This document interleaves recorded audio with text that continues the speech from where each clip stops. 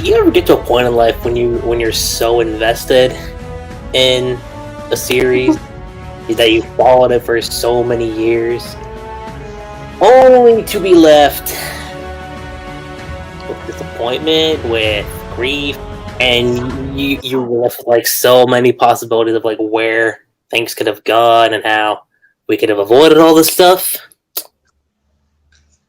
I'm pretty sure we've all got that series. I'm pretty sure we all do. I certainly do. And it's kind of got me like, maybe. Just maybe. Oh my god.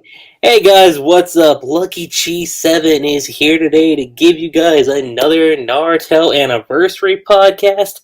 Y'all guys should know the drill at this point. Do I do these podcasts by myself?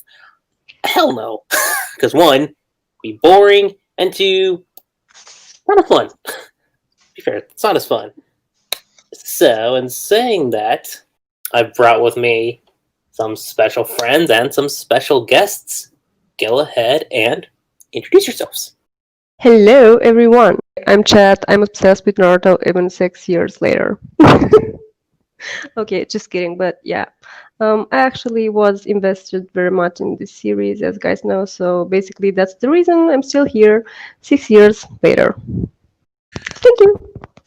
Now it's my turn. Hello, everyone! BlueStarSaber once again to join Lucky and bring out my frustrations with Naruto. He's also the cursed child. Let's not forget about that. Every freaking time, Lucky Chi, you bring that up! And I keep telling you to stop doing it. And besides, I'm 26 years old! My hero has much to say about that, but okay. And with that, we've saved the best for last. Hello, everyone. As you can tell from this lovely voice of mine, this is kmnjh, also known as Steve. And it seems now that this is the confirmed way that Lucky Chi can always bring me on to his channel here. Hey, Steve, want to talk about my hero? Sure. Hey, Steve, want to talk about Naruto? Sure. Hey, Steve, want to talk about Black Clover? Now Lucky Chi just needs to find a third thing, and then he's got you set. I'm sure there's something. You just have to figure out what the third one is. But anyway, yeah.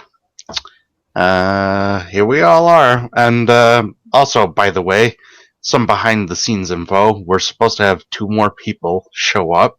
We are. For Life and James S. Cassidy. But, well, obviously, as you can see, they're not here right now. Doesn't mean they won't be in later, but we'll see. Yeah. Granted, we have been waiting for them for about nearly 2 hours now. Yeah, we waited.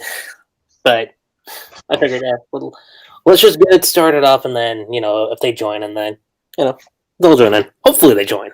Hopefully. And if not, then, they can just listen in on this when it's all said and done. Yep. But given that it's a Naruto anniversary podcast, and given that I've been doing this for, what's it been now, 3 years? 3, 4-ish, I think. Let me think. Retrospective on Naruto Part 1 and Part 2. The podcast itself for Part 1 versus Part 2. And then this one now. So, I mean, unless you count Road to Ninja as a podcast in and of itself, but that was like a separate thing. So, It's 3 technically, or 4 I should say, but as far as the anniversary goes, that's the third one. And given how last year we did Part 1 versus Part 2, I was always kind of debating what would be the topic for this year. Because I thought Part 1 versus Part 2 would kind of be like, alright, so like the topics that come afterwards probably won't be as engaging. And I thought, we always talk about the problems in Part 2. And that idea has just always kind of stuck with me for the longest time, even after the series ended. So I thought, what if we just talked about rewriting Part 2 as a whole? And if you're wondering why not Part 1, well, for the most part, Part 1 it was like unanimously acclaimed by every Naruto fan. It doesn't matter who you run into, whether you're, SS, NH, SK, Naruto, Sasuke, etc. Like everyone will say part 1 is amazing. With the part 2, well, that's where you start getting into like some interesting conversations with people. But like, but part 2 seems to be the one where most of the issues take place. Depending on where you say it is, we'd see most people either say the Kage Summit, some will say the War Arc, and some will just say all of part 2 is bad. That's true. You will run into those individuals. So that the podcast itself is essentially, just rewriting part 2 in and of itself. First thing that I think we should dive into is if there were any things we could do to tweak in part 1, what would they be? Well, me personally, considering that hindsight is 2020 and all that, maybe have less emphasis on Team 8 because ultimately, Team 10 does a lot more in part 2 than Team 8 does. Team 10 just they got the whole Hiran and Kakuzu arc, and Shikamaru ends up playing a pretty important role in the grand scheme of things. Maid, on the other hand, they're there, but really, if Kishi created them, why doesn't he use them more? And so, if there's one thing I could tweak about part 1 is just no teammate. No Kiba, no Shino, no Hinata. They contribute barely, if anything at all. Enough. And this is also something we discussed with part 1 versus part 2. But some more slice of life interactions with Team 7. Again, this is hindsight being 2020. But we needed more interactions with, especially with Naruto and Sasuke, to sell this whole friendship sort of thing that Naruto's got going for him. Oh yeah. Because and we'll discuss this more when we actually talk about part 2 in a bit here. But some more slice of life stuff, and I think even For Life suggested that maybe we should have had an arc in between the Land of Waves and the Chunin exams. I think so too. But otherwise, everything else about part 1 is pretty solid. Let's see, for me, I'd probably maybe have 1 or 2, maybe even 3 small mini arcs before the tuning exams. One that gives you a bit more developing on the members of Team 7, and maybe even build up the world of Naruto a bit. You see some more of the either other small villages, or at least see ninjas from the other villages, like, let's see, a mix of the small or even the big ones from the other 5 nations, just so that you could possibly build up for future allies or enemies for Naruto come into part 2. Also, give a bit more insight to each member of Team 7, and maybe even develop some skills that they did not have during the tuning exams. Perhaps maybe actually give Sakura some genjutsu skills or something like that, maybe. Or maybe even just some more standard ninja techniques that you would probably expect a genin to have, perhaps. And the only other tweak I can think of is maybe possibly have Sakura win her match with Ino and have her have a rematch against that Dosu Sound Ninja guy in like the 3rd rounds and stuff. And who knows, maybe even keep the guy alive to last a bit longer, because it seemed like he was an interesting character, but he got killed off quite quickly. Probably thematically, it should have gone like how Shino versus Kankuro went, because he was supposed to have a match, but he dropped out. Yeah. So, mostly in conjunction with my idea of getting rid of teammate there. If it was Sakura up against Dosu, for instance, and Dosu forfeited, it would have been an interesting battle in the forest, to say the least. Yeah, unfortunately, he got killed by Gaara. Yes, Blue Star, we know. I wasn't sure if you remembered that, but go on. I'm pretty sure everyone here knows that. Yeah. Okay, I We wouldn't apologize. be I here. apologize. I We wouldn't- apologize. We wouldn't be here if we didn't know that. Okay, sorry. Well, what do you get, chat? Well, I was thinking if it's actually something I would tweak. I don't know, I guess I'll go a bit into more detail of why some stuff happened. For example, since this manga has been always about bonds and stuff, Mhm. even nowadays, with me being such a big Naruto fan and stuff like that, people come and ask me, but why did Naruto like Sakura?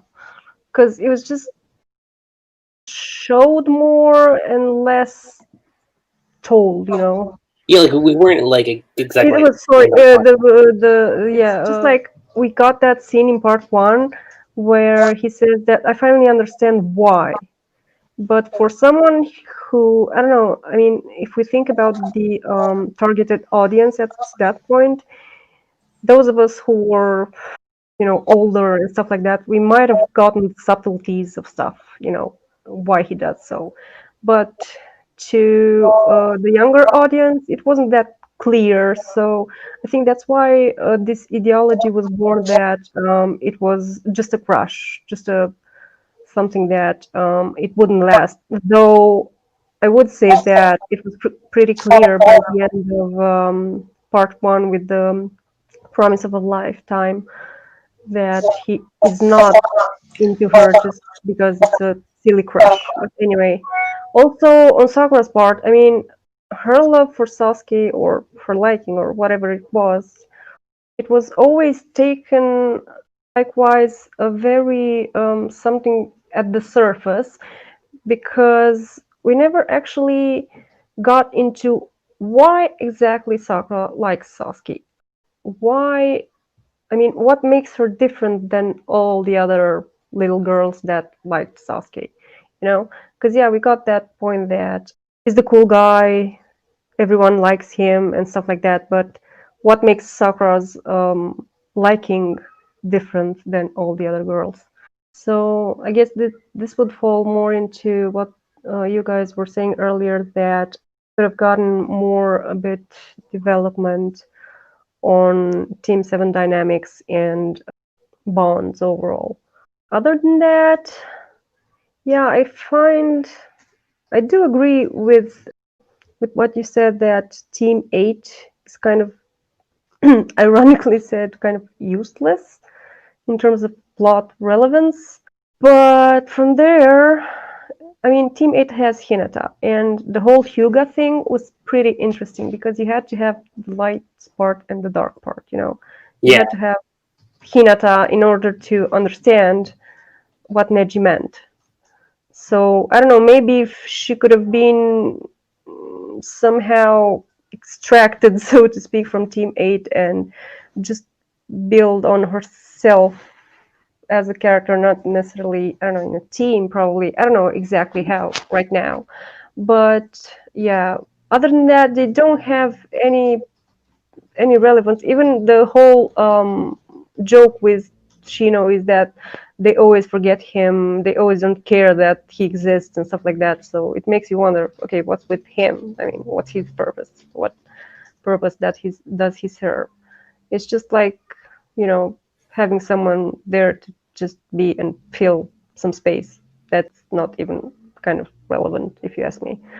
But and I think Blue said that an interesting thing. I don't know if they were planning back then to have all these villages, but I think it would have been nice to establish that it's not just a Fire Nation. Oh, Fire Nation! Whoa, look at me. Sorry, Avatar Blast, their vendor here, dropped a little bit in my head.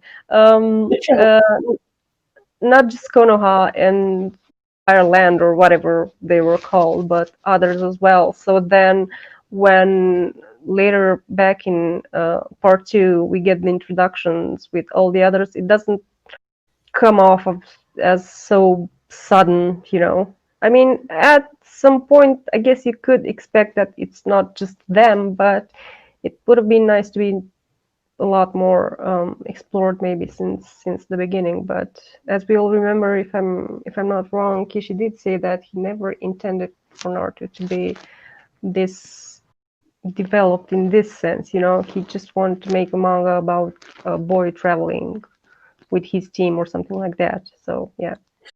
That, and then there was the other one where he wanted to. I think it was like Naruto and like ramen or whatnot.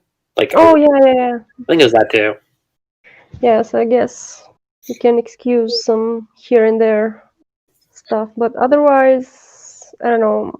I think on the Bonds part, he could have worked a little bit better since that was a main theme in the story. I'm pretty much on the consensus with all you guys, but when it comes to like the little tweaks that you can make to part one, and that there should have been a few mini arcs between the Land of Waves and the Chunin exams. Kind of like with Chat, I would probably still keep the Hyuga stuff there, just because I thought like that was an interesting plot line that was set up. Yeah.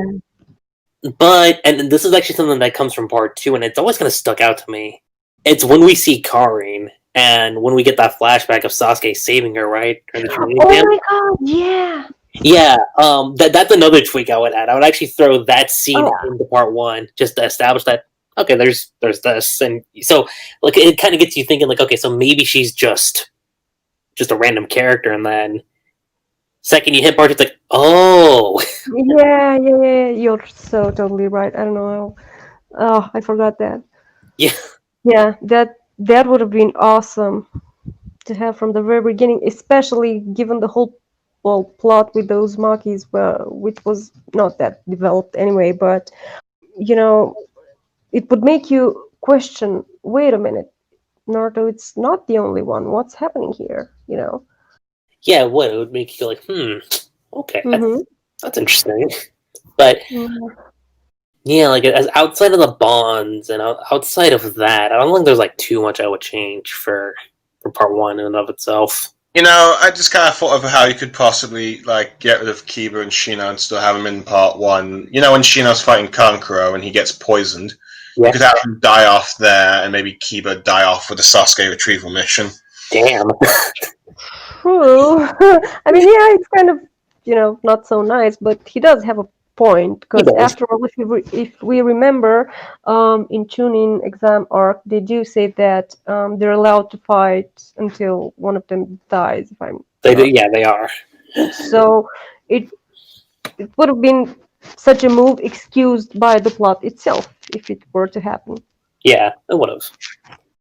But in doing so, now let's actually tackle the first topic of this, which is going to be, ironically enough, the first half of part two, from the Kazekage rescue arc to the pain arc. What would you change / remove or add to the first half? As far as what I would change or remove, I'd actually make Naruto actually come back with a few new moves outside of, hey, look, I can do a bigger Rasengan. You spend 3 years with Jiraiya, and that's it. All you got? You could also dispel Genjutsu, but then again, this is what happens when you had 2 arcs in which you're reintroduced to Team 7, and then 1 arc in which you're getting him into a training arc, but hey. Well, it's not just that, but I would actually introduce Sage Mode in the beginning, but I wouldn't have it as a completed version. Okay. I think that's incomplete. True. So you'd have a bit more of a frog-like appearance, Sage Mode first. A little bit, yeah. Alright. I personally would. I do like that part of the story. As I said, after Pain arc, I do like very much Naruto. I consider it about 90% very good. But there are some things here and there, the 10% that remains. Basically, a bit more development, or I don't know if necessarily development, but show a bit more. When Kakashi says in the training, the bell training arc, that Sakura might surpass Tsunade given her genjutsu abilities, show a bit like what he meant by that. Because where does this actually play into? I do have an idea on myself, which I plan to use it on my fan fictions about Naruto, but it's not like thoroughly explained. So that's why even now, years later, people are just like, okay, but what happened to Sakura and her genjutsu abilities? And it's something that it's just dropped because if you guys recall, when Naruto trains for Rasen Shuriken, Kakashi starts to explain the chakra natures and all that stuff. And Naruto at some point does ask, but what about genjutsu and Sakura's medical ninjutsu? And Kakashi is like, oh, well, that's to leave it for another time. So the story never kind of delved into that and how exactly it does happen, you know. But so it would have been really nice to have it. And like you said, the whole Sage mode things, it would have been nice to have like small previews, like foreshadowing maybe, you know. And since they had three places for the sagas, it would have been nice to be shown all three of them, because I mean the story even ended when we know nothing about Shikotsurin even to this day.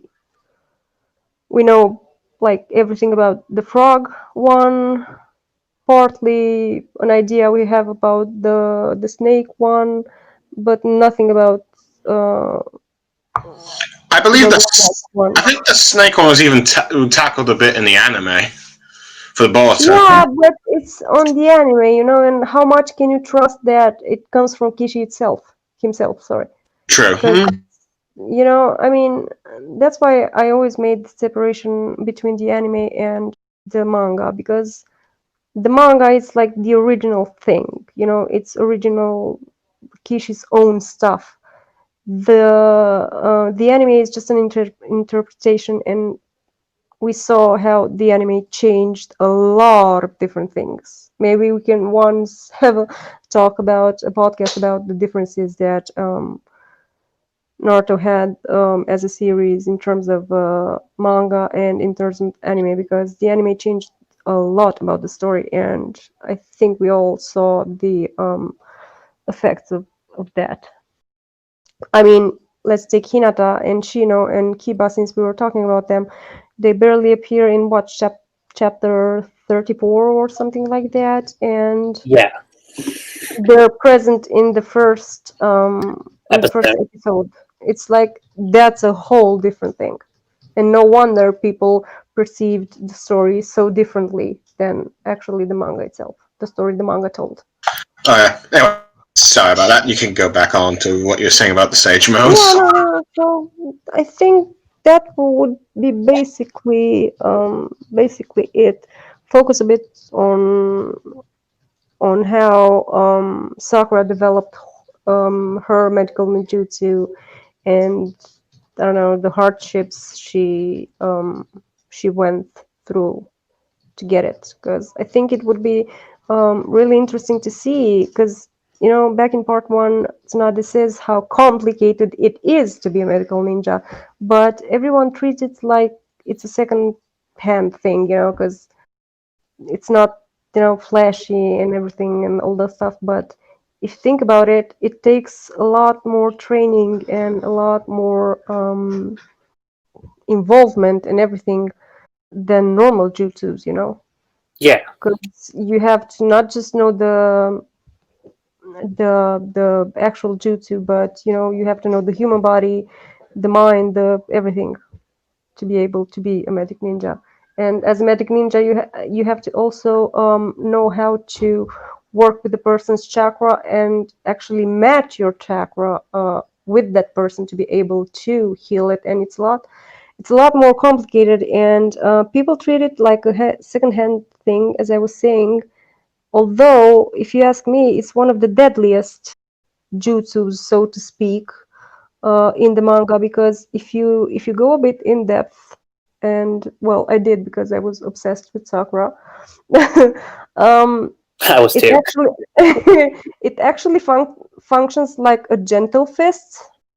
It actually functions like a bit like guide taijutsus, the gates, since you can actually, enhance your body with it.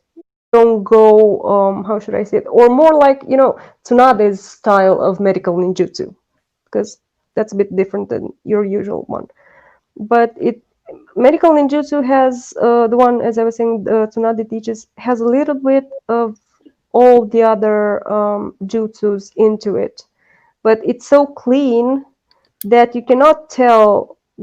If you remember back in part 1, when Tsunade is fake healing Orochimaru, the only one who saw the intent of killing was Jesus Kabuto, because he was an actual medic ninja himself, and he could tell the difference between the healing properties and the attack properties. So it was kind of a sly move, if you ask me. And so it's sad that Kishi didn't, I don't know, develop more a bit on this, because we could have, had the actual first story that would show medics in this like cool, so to speak, light, and not just something that, oh yeah, nah, it's just a medic, it's nothing cool about this. Yeah. I also think what you could also do with Sakura is because I remember from the Sakura novel, like she established the first children's hospital in Konoha, right? Yep. Well, something I just thought of this like just on the spot, but say in like part 2 you introduce that like she kind of has like an affinity for kids. True. I mean, it was shown here and there back in part 1 in the Land of Waves, when she gives those candies to the kids, and then she saves Tommy, and then you can see it back in Road to Ninja, but because Road to Ninja was such a heavily Narsaku focused movie, most of the people didn't give 2 cents about it. But you kind of have it here and there, but it's not so well shown. No, it's not. So yes, as you were saying, it could have been a little bit more clear on that part. You could have explore more about the fact that they're war orphans and what some of these war orphans end up becoming. True, because I think Sakura kind of, it was her way of giving back, kind of like making up for the fact that she was so bad to Naruto back in part 1, and that she couldn't help Sasuke back in part 1, given the tragedy he suffered. So I think that has a bit of to do with the fact that she's a medic, and as I was saying, give back to the boys in her own way, but because she couldn't give back then, she at least can do something now, Mm-hmm. Yeah. Well, I suppose. Let's see. What would I change her at? Well, I'm going to. First off, I'm just going to combine everyone else's ideas about Sakura and Genjutsu and medical ninjutsu and how Naruto should have been learning more than how to make a bigger Rasengan. I'm going to conglomerate all that because I happen to agree with all that. But as far as what I would change or remove, I mean, maybe rework Sasuke's fight with Datara so that it's less so that Great Snake Escape does not end up happening, and that he actually puts forth some. Maybe you could have Taka join in the fight as well. Sorry. And maybe before the Hadan and Kakuzu. Well, this is a double-edged sword. But in the Hadan and Kakuzu arc, the main reason Asuma goes on that mission is because his friend died. Mm-hmm. And it's like the anime actually expands a bit on that friendship. They do. And it's like a double-edged sword, though, because it's like on one hand, ooh, a new character, right? Only for him to last like 2 arcs of a story. Like, so you just introduced him just to kill him off? Way to go, all Roy Harper on us. Yay. Yeah, but But it's I changed that, and also Maybe expand more on his relationship with Kurenai as well, because I That don't know, for too, me yeah, at least, the baby Yeah. comes out of the blue. I mean, like, what? yeah. Otherwise, for the that's another thing you could have added. Maybe you could have tweaked a little bit in part one and like show how close Kurna and Austin are. yeah, Yeah, they do go on a date, but the date doesn't necessarily mean that, they're gonna have a baby later on. Yeah, right. right. Yeah, it's more Yeah, developed afterward than maybe you would before. have they got married between part one and part two. Like, oh, okay. Yeah, probably that would have made a lot more sense. Because at least, okay, you saw him going on a date with her, and now they're married. Okay, it works. But then you saw them going on a date, and then boom, a child. It's like, okay. He's like, what's this? Steve, you there? Yeah, it's still here. Sorry. Let's see. What this else? This is a subtle detail I would add to Sakura that you wouldn't notice right away. But okay, and I was talking to Blue Star about this a couple days ago. But Mhm. so you start off part two and you see like Sakura's a tsundere aspect, Mhm. and as part two goes along, like that kind of starts to fade because of her like warming up to Naruto.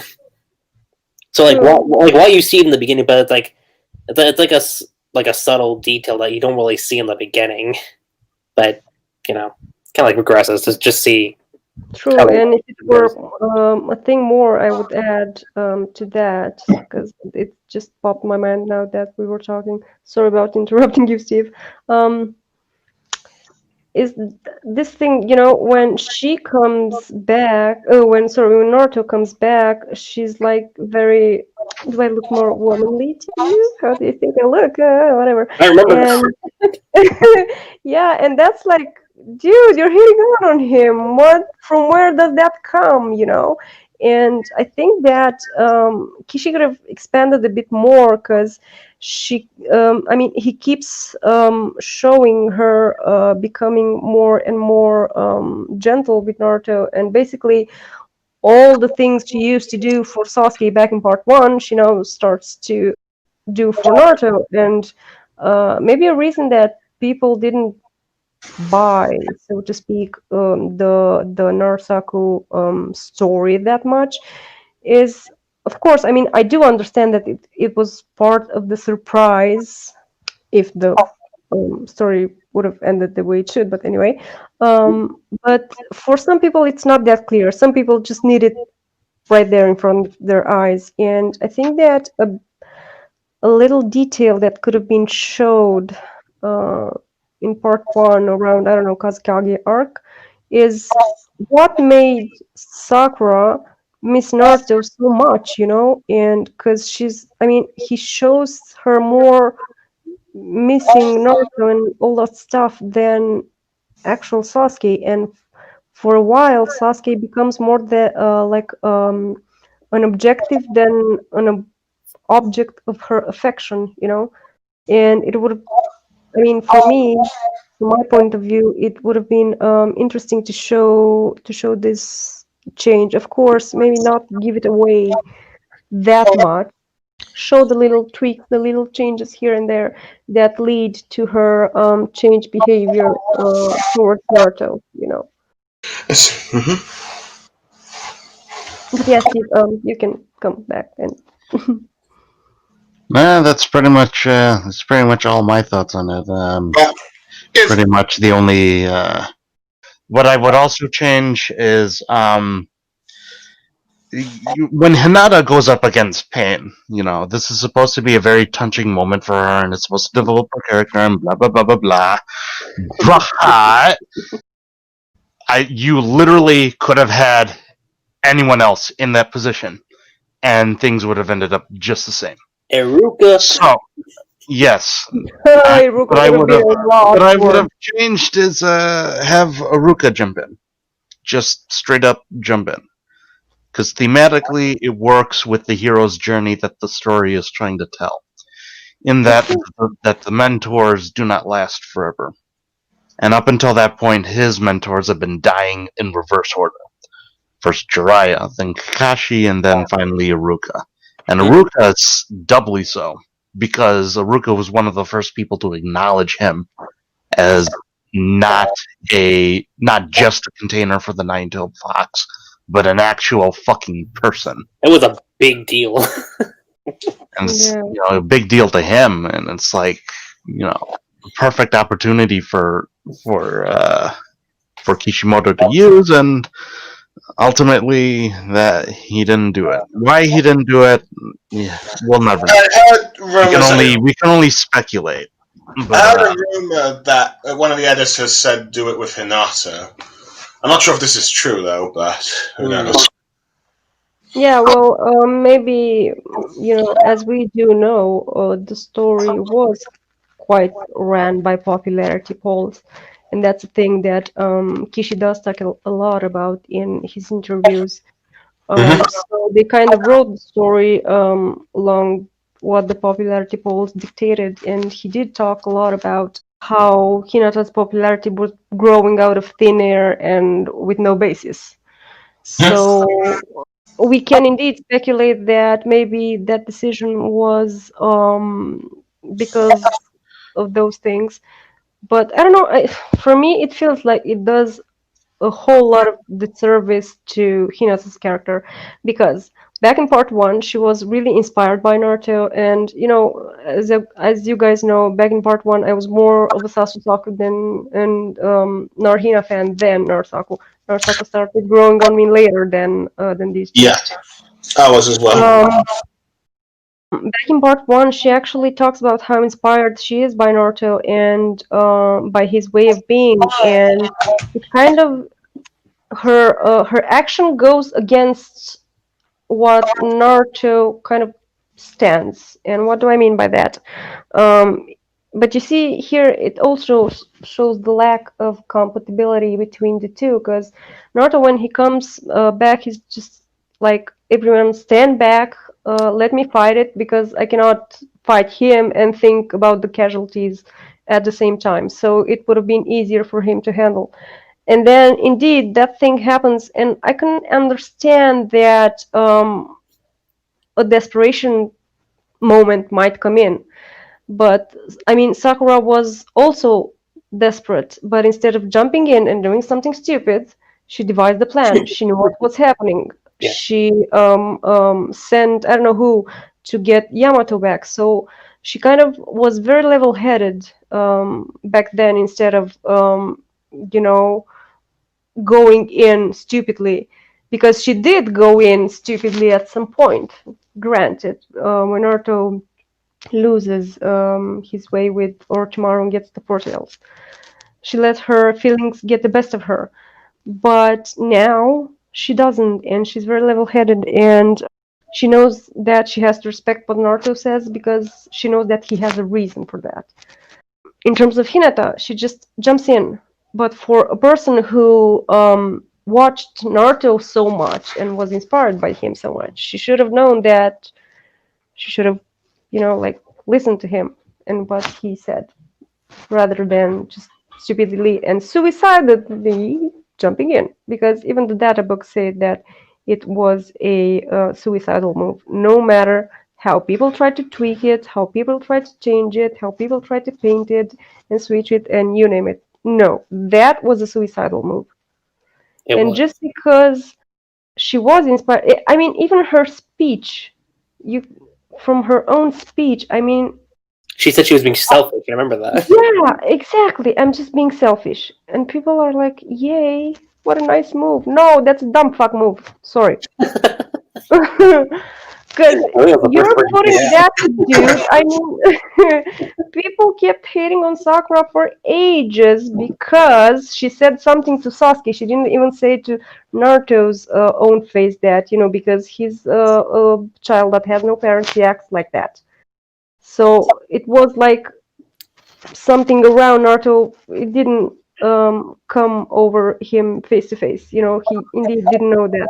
But Hinata actually put Naruto in a great emotional turmoil. She gave him a trauma, basically. Mm-hmm. And people are okay with that. Just because he said, I love you. Well, you don't act like that if you love the person. And especially when you supposedly know that person so well because you've been following them. That, I don't know, for me at least, it does a disservice for both of them. Both Naruto and both Hinata as a character on itself.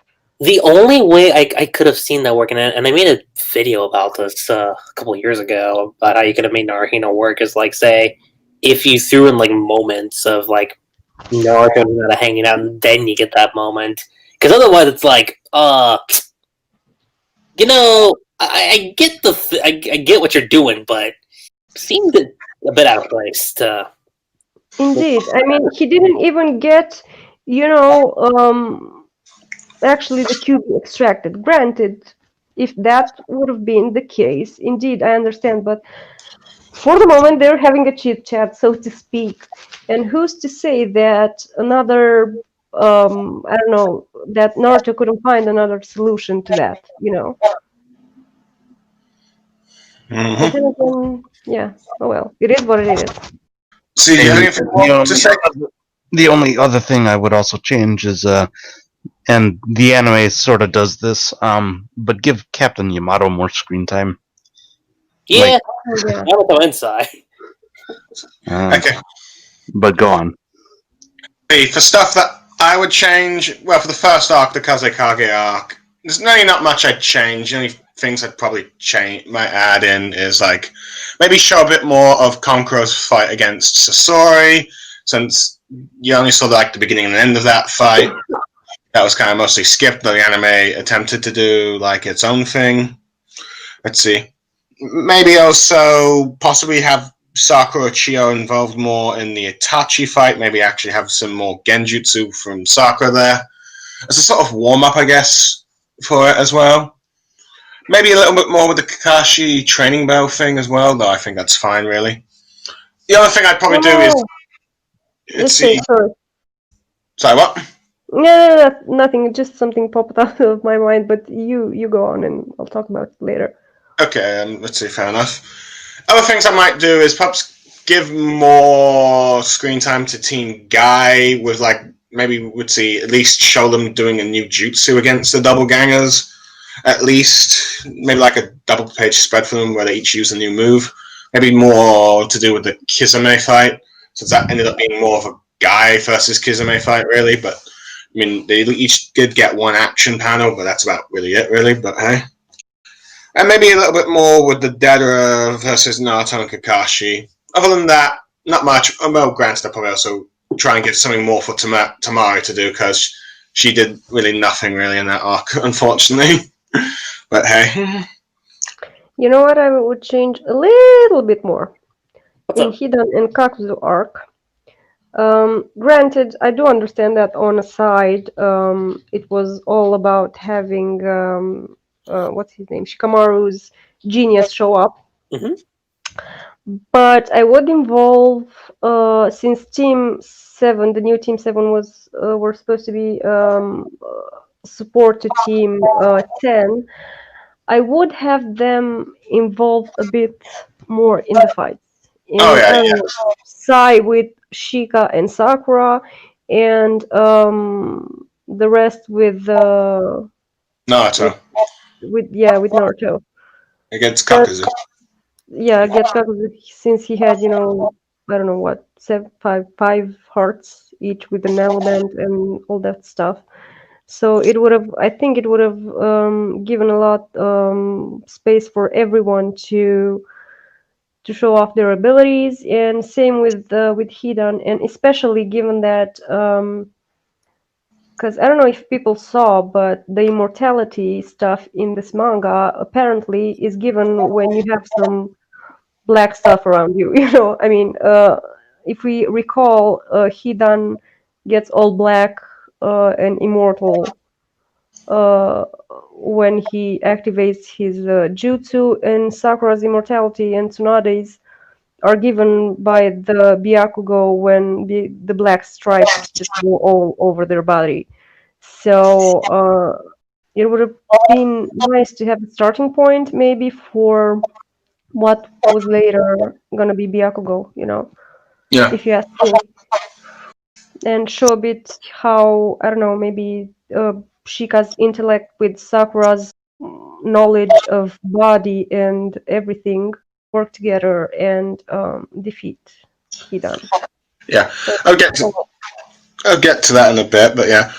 For the Sasuke and Sai arc, let's see, the only thing I'd probably add into that is perhaps maybe Kabuto has a bit of a fight with, like, member of Team Yamato, maybe minus Sai before he frees Sai and stuff, just because I kind of feel like Kishimoto had a missed opportunity of having a medical ninja rivalry between Sakura and Kabuto. In some ways, you could have even had this build up to like a sort of rivalry that would build up to them having a final clash at some point, because they're both medical ninjas that have studied under Sanin, but they're different Sanin, of course, and they both have different philosophies on how to gain strength and power and how to use their medical ninjutsu. For example, Sakura. And maybe have Sakura, because if you guys remember, at some point Sakura does want to attack Sasuke with her new power, or however that explained. But of course, Yamato interrupts her. I mean, I guess that for plot purposes, it's supposed to show how Sasuke is superior to the two because he had a different approach. He had a different path. But you could do that after showing a bit of a fight, in my opinion, at least. That was what I was going to say for a little bit, because I was thinking of like Team Yamato fights Sasuke for a bit, but of course Sasuke still wins and shows that Exactly. even all four of them together cannot yet beat him yet. So, and it gets more into the training thing. I'm thinking maybe have an arc in between the Hidden and Kazuku arc, maybe explore some of the stuff that's going to happen before then, or maybe even just work with some of the other characters, maybe even introduce another Jinchuriki before that gets captured by the Akatsuki and something like that. Possibly like either the Seven Tails, because it's a ninja from the Waterfall Village, and well, one of the bad guys for the Hidden and Kaku's arc is from the Waterfall Village. Maybe something more about the Uzumaki clan, perhaps, or maybe even the Six Tails Jinchuriki, because I feel like it would be interesting for Sakura to meet a Jinchuriki that can turn into a slug. But yeah, but maybe just so Naruto can Actually, a slug. But yeah, I think it'd be interesting just for Naruto to interact with another Jinchuriki and see how they deal with like the powers and how they've been treated by society and all that stuff. The only other thing Well, we kind of had that with Gara, didn't we? Yeah, we I know, but I just feel like maybe just a little bit more world building for like future arcs in the thing, like either with Jinchuriki or maybe introducing some more smaller villages or other ninja from the Five Nations, perhaps. But anyway, but for the Hidden and Kazuku arc, that's probably what Chat kind of mentioned earlier. That's probably what I would have done. I would have actually had the members of Team Yamato actually play more in the final battles between Hidden and Kakuzu. Let's see, possibly, yeah, like having Sakura, Sai, and Shikamaru, let's see, work together to defeat Hidan and maybe join Naruto, Kakashi, Ino, Joji, and Yamato to continue it on. I also probably have Kakuzu comment on Yamato's wood style. I would still have the fight end with a Rasen Shuriken blow, but make it much more difficult for Naruto to actually do that killing blow. Other things I probably might also do is that when Naruto's training for the, let's see, his wind element, you could also have Kakashi also the fourth data book where she can use water. She has an infinity for water and earth, along with yin and yang. So you could have her learn some of those jutsu for like a long range thing with like water to assist with Naruto against Sasuke's fire or something like that. And that could work. So there's that. Maybe, I don't know, maybe an arc before the Itachi arc. Let's see, with some of the stuff I kind of mentioned that might have happened in the Kazu arc. I don't know, but I also kind of feel like I want to make Naruto a Chunin at some point. Because it's like, he's like a Genin for most, like, until like the very end of the series. And it's like, I don't know, I feel like you would have, let's see, done something with it at least, but hey. Yeah, but you also got to keep in mind Sasuke was a Genin too, so... Yeah, it seems like Kishimoto decided to keep Naruto and Sasuke the same rank. So, yeah. I don't know. Maybe it's just me wanting to see Naruto in a leaf jacket. See, I'm obsessed with that.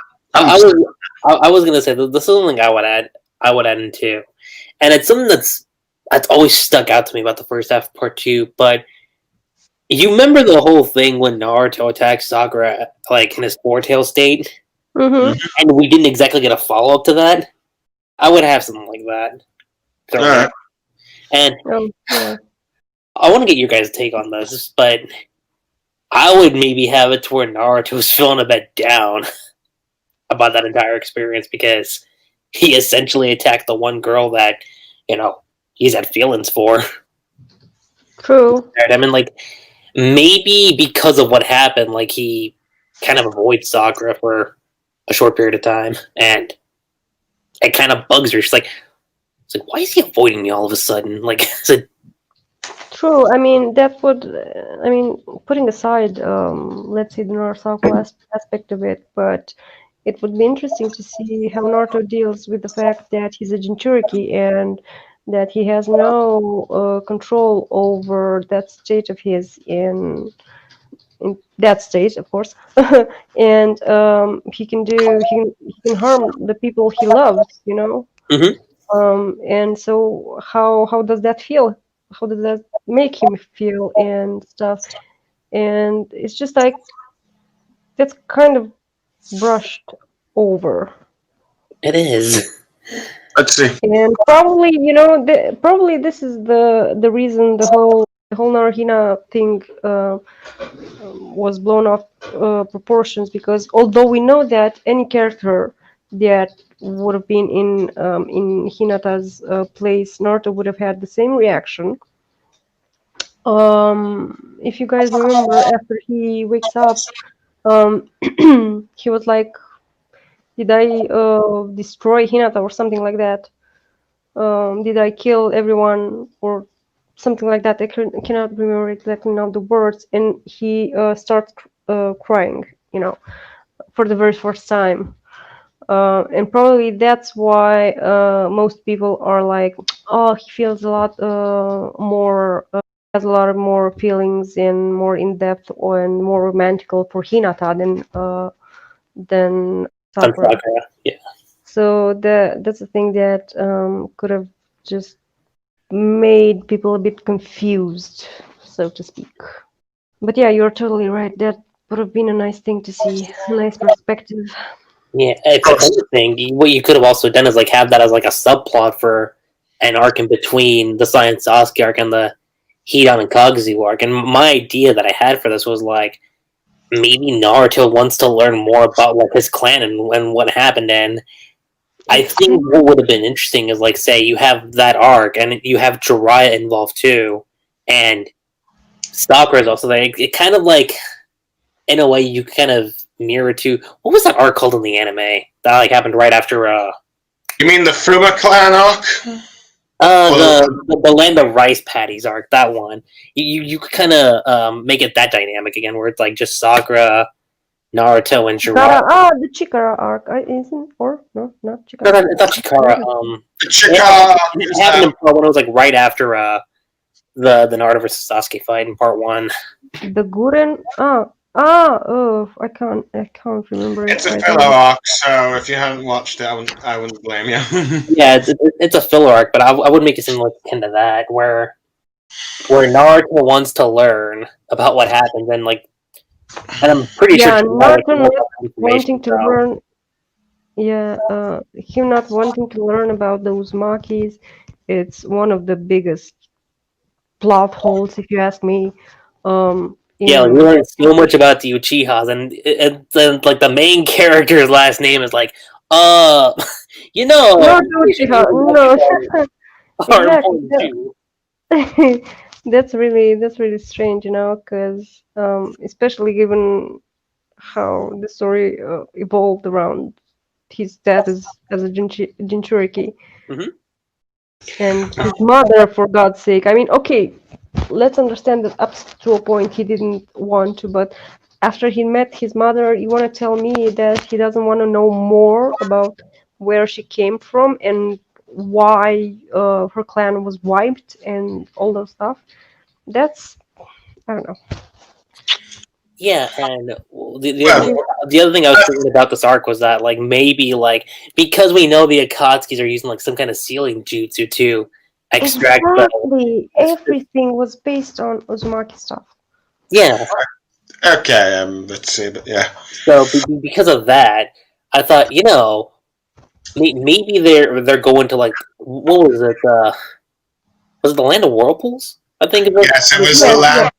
Yeah, so they go there to like learn some more intel about like what happened there, and I'm thinking you could introduce Karin that way, like not hinting at the fact that she's with the Orochimaru, but because like maybe she's there to visit her parents and like the gravesite and whatnot. true. Let's see. One thing I was thinking that for the Itachi pursuit arc, let's see, you could have possibly instead of Deidara going after Sasuke, he goes after Kakashi or Naruto again, and have that as a thing. Or you could, no, granted, other than that, or you could have like the members of Sakura take part in the Deidara fight as well. So it's just so you actually have them doing something in the arc. The other things I can think of for that arc to expand upon actually show some of the stuff that goes down between Toby and team and the 8-man squad. I mean, the anime did a little bit of that, where they had Naruto, Sakura, and Kiba teaming up and against Toby, and he using that whack-a-mole technique in the anime. Because I think that bit was kind of cut from the manga. I mean, it was implied that they were doing something against him, but they didn't show it. I don't know, maybe they're, sorry, Blue, because I was just reminded that back then it was actually Sakura who noticed first how Obito's jutsu was working, and since she was first, I think it would have been nice to have her more involved in the whole thing, because it's like when she first does it, everyone is like, meh, no one observes it. But then who does? Maybe Kakashi, or who does? Because I cannot remember right now. And everyone is like, oh yeah, but I was like, dude, Sakura saw it first, Exactly. But, yeah, it's sad because she was so relevant to many things of the plot, but it was like, I don't know, I guess it could have been... She was involved in the story, but when it came to the action-wise part of the story, she seemed to be left out. Exactly. It is a bit of a shame, And I'm not saying that she needs to be in 100 fights, but she needs to at least give her a handful, so more it looks like... exposure, basically. Yeah. Any type of exposure, but just exposure. Yeah. That's a bit, yeah. The only other thing I can think of is maybe also have more, like, Kizume's encounters with like the remaining members of Taka, particularly Sugetsu. The only other thing I could possibly think of is maybe have some interactions between Taka and with Team Yamato, but they either don't know who the others are yet, or even just they do encounter, but let's see, their fight gets interrupted by the Akatsuki or something after Sasuke does his battle with Itachi. The only other thing I can think of is maybe Sasuke maybe briefly encountering Kakashi, but other than that, not really much would change, I think. Let's see. And for the pain arc, the main thing I'd probably change is having the members of members of K11 fighting members of the Six Paths of Pain, showing how much they've grown since the beginning of Part 2 and where they are now. I particularly would have perhaps done a sort of like encounter between Sakura and Conan, because, well, they're sort of, they're each other's parallel for like, for their team squads, because, Team 3, every team that's parallel to Naruto's team, they always get some sort of power. Conan is like the supportive figure for both Nagato and Yakiko during their time, so you could have them clashing over that. Now, whether or not who wins or loses the fight is up to debate. Definitely have the Tsunade versus Pain fight. Now, I'm not saying Oh that my god, I'm still salty about that. you got it in the game in which she's backed up by Shikamaru and Sakura, but that's about it. But yeah. So yeah, you probably could have like that and like Team Guy fighting a 6 Path of Pain, maybe 2. Team 8 fighting I 1.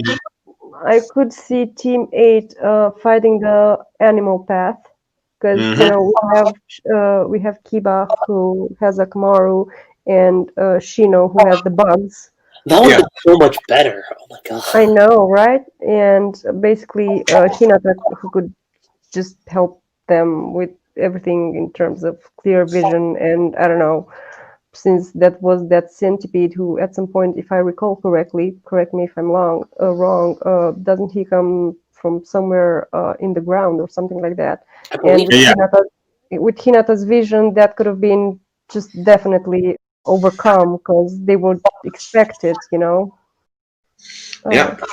Let's see, Team Guy could have fought that one that can absorb ninjutsu, or maybe even take on. Right, yeah, because it would have been more of a taijutsu, you know.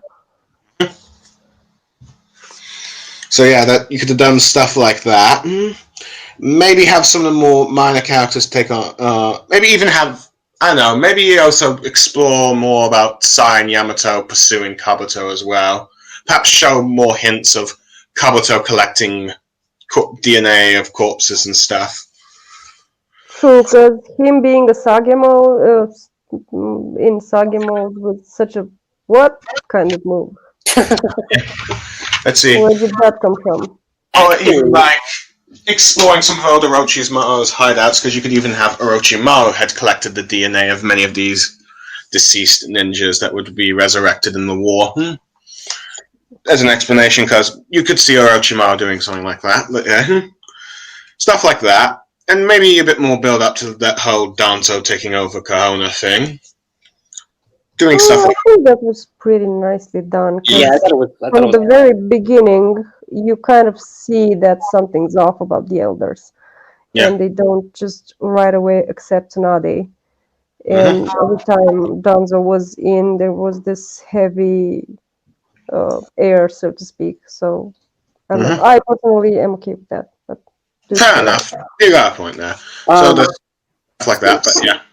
Something that I would change that I just remembered right now would be during the Saiyan Sasuke arc is actually have Naruto and Sasuke fight, but have it to a point where where Sasuke like beats the shit out of Naruto to really. Yeah, that's what I was saying. You know, earlier, have them fight. Have a bit. I don't know. Sakura try to use her power indeed, and just get torn from the very beginning, and then have Naruto jump in and try to fight, and of course he would resist a bit more because he's Naruto and whatnot, but like you said, just have Sasuke beat the shit out of him, and that would have been a lot more cooler.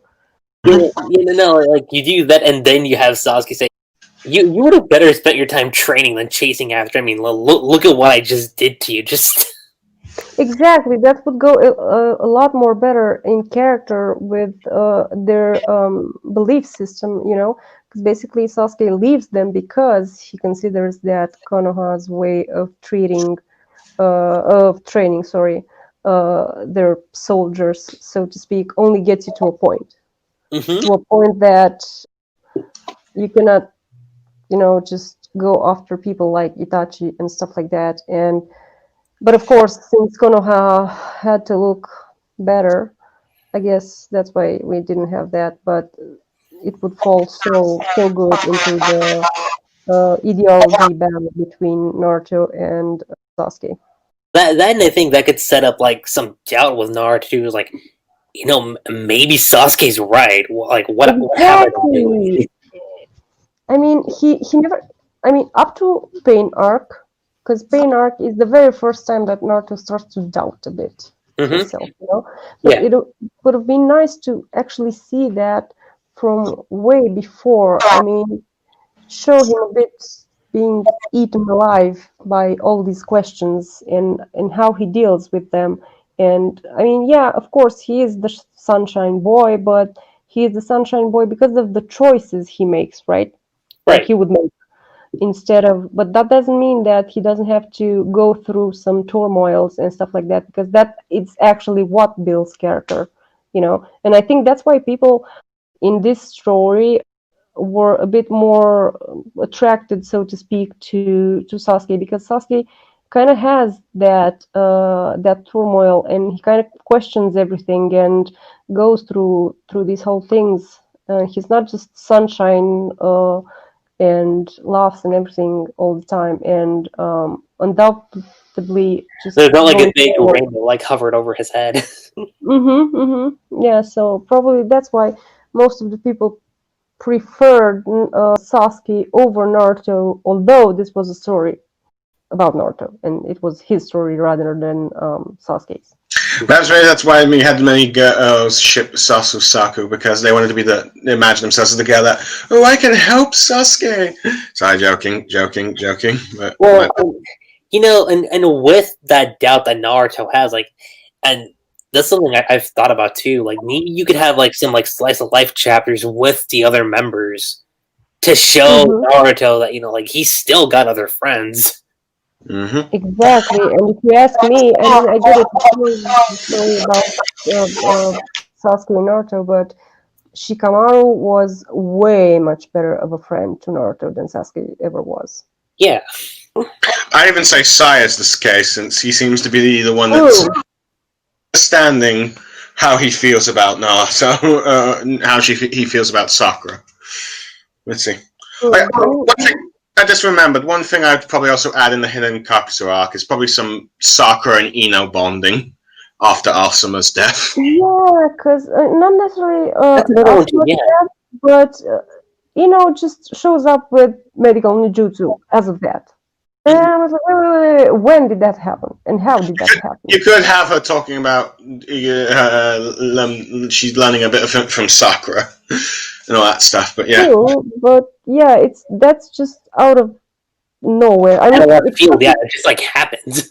True, it's just a given, but you don't know. I think if you established that at the end of part 1, I would have been like, okay, makes sense. That's it. True. I mean, I can understand. Sorry, Blue. Another thing, go on first. I'll do it then afterwards. No, what I want to say, a short thing. I mean, I can understand that it might have come from their rivalry of, neither wanting to be below the other, but it's still, you need to show it a bit, not just tell it. It's another thing I'd probably also do. This is going back to the pain arc. I'm thinking perhaps Sakura would unlock the Byakugo seal during this time, just so that when it comes to like the later stuff, she can unlock then like Slug Stage Mode and maybe some other powerful abilities. But here's the thing with that though, I wouldn't have it the same way where it happened in the war, where it just happened. Like, I would show like little moments, like say in between arcs when you have those certain chapters, like maybe Sakura says that, yeah, I'll join up with you later. I gotta go take care of something with United. Where you're like, okay, what's going on there? And then when you get that moment, it's like, oh, so that's what she's been working on. True, and plus, it's like she gets the seal. Don't get me wrong, I loved that she got the seal. I waited for that such a long time. I theorized about that and all those stuff. But the execution and what followed thereafter is a bit strange, in the sense that she gets the seal, and then bam, she knows how to work on the sealing transmission, and bam, she knows how to like, it felt kind of rushed. Yeah, and I'm like, but how can she do that if getting the seal was a prerequisite to, I think, though, to have the slugs? So then how can she work just like that with Katsuyu? It's a bit strange. I don't know. But it was definitely rushed, which is sad. One thing I'd say that I think one of the biggest problems when she got her diamond seal is by the time she got it, there were no bad guys left besides the big bads. So you had no one to really show it off to unless she would take them on, in which which he should have really, but Kishimoto didn't. But we'll get to that when we get to the walk stuff. Yeah. But yeah, go on, sorry. Something that I want to add to this, and this was like that flashback scene we got in the 5 Kage Summit with Naruto and Sai talking, right? Mm-hmm. About Naruto liking Sakura. But with the arc that I proposed in between the Science Sasuke arc and the Hidan and Kaguzu arc, that's focused around the Uzumaki clan, I'm thinking you throw that moment in, like when they get back to the village, Sakura goes off, and then we get that moment. It's like, okay, like we actually get to see that moment happen instead of it just being like, oh, like that. Yeah, instead of being, yeah. Yeah, I would have that. As far as the Hidan and Kaguzu arc go, one thing that always threw me off in the Pain arc was Konohamaru getting Rasengan, which I thought was cool, but I was like, when did that happen? Like, exactly. So what I would do is like maybe Konohamaru comes to hang out with Naruto, and then Naruto's like, "Hey, Konohamaru, I got something I want to show you." Just hinting at that, like that's gonna happen with him. If I recall, during Konohamaru's flashback of him learning it, Naruto was teaching him this during around the time of just before he left for before with Jiraiya, which he thought was like some new sexy new jutsu thing. Yeah, but we didn't get to see that though, so that's a downside of it. Just fair enough. And also the other reason why I was proposing the Uzumaki arc with Jiraiya and Sakura is that you also get a chance to bond a little more with Jiraiya before he dies. Out of curiosity, what would other side characters or other main characters like new members of Team Yamato or Kakashi do while this is? Because I assume there'll probably be a few subplots. I'm trying to think, like, because I want to have a couple of the characters involved. I just don't know who is the question. You could have Kakashi, because after all, wasn't Minato his master? Yeah, I mean, not the master. Actually, that would work out because you have Jiraiya being his teacher. And then exactly, it just goes generations back. Yeah. You got that, and of course, granted, Naruto would still have to learn who his father and mother are, but there's like the Pain arc and then the Jinchuriki confining arc or Turtle Island arc, whatever you call it. Yeah. But granted, perhaps by the end of this, Sorry. I think probably by the end of the arc, you probably might ask Jiraiya. You might have Naruto asking, "Do you know who my parents are, Jiraiya?" And you could have him doing a sort of promises like, "I've got some things I need to do right now. I don't think you're quite ready to learn the truth yet. But the next time I see you, I'll tell you." You know how I would see this and it would go nice with what like she said, because we should have had like a Uzumaki arc before Jiraiya dying, where we could be exploring all these details and stuff, because I understand that up to a point it was a secret who their parents, his parents were, because he was the Jinchuriki and whatnot. Yeah. But after he found out, it's pointless to just keep that on, because he already knows it, and that's that. So it would have been nice to have what you were saying earlier and what Blue said, and could have been like something, look, let's just have this finished with, I don't know what, probably let's say the search for who exactly Pain is, and when I'm gonna get back, I'm gonna tell you who your parents were. So imagine that the implications after that, because he dies. Not only he would hurt a lot more. Wow. he would lose his spiritual parent, and he would lose any information that he would possibly have had on his parents, and I think it would have been a lot more emotional thing that it was already.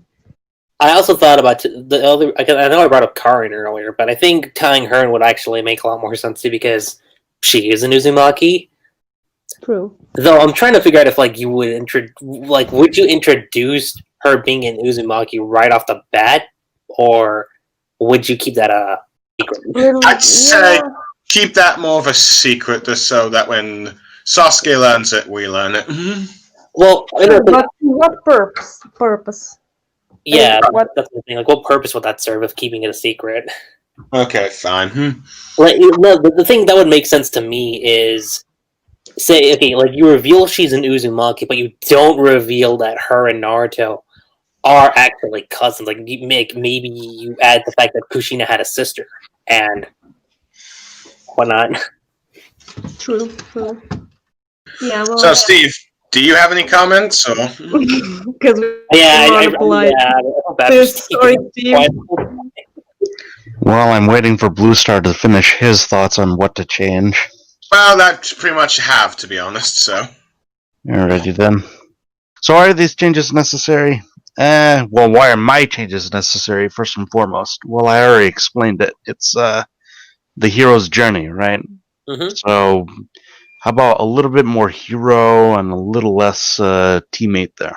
Kishi? Cool? Alright, we're cool. But but to go in more depth, Iruka being there just would have been a hell of a lot more impactful. I mean, granted, as I mentioned earlier, it could have literally anyone else could have done what Hinata did, and nothing would have changed. He would have still turned into the Eight Tails.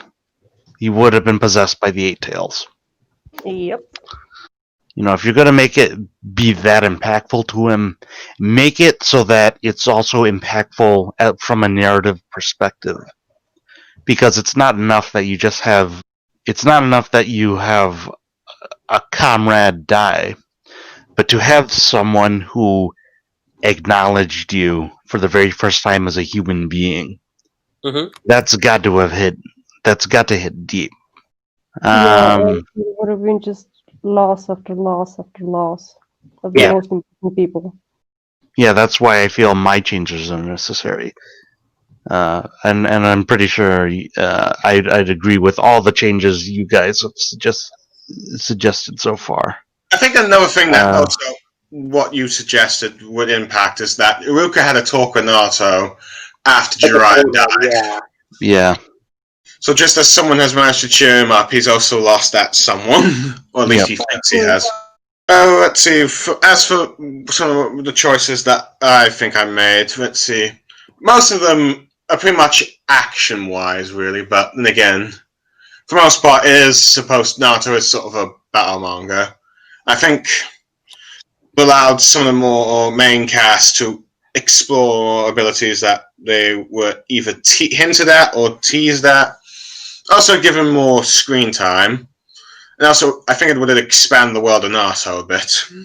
So, yeah, I think. Also, not to mention, you've got a lot less complaints about how this manga always just seems to be Naruto, Sasuke, Naruto, Sasuke, Naruto, Sasuke.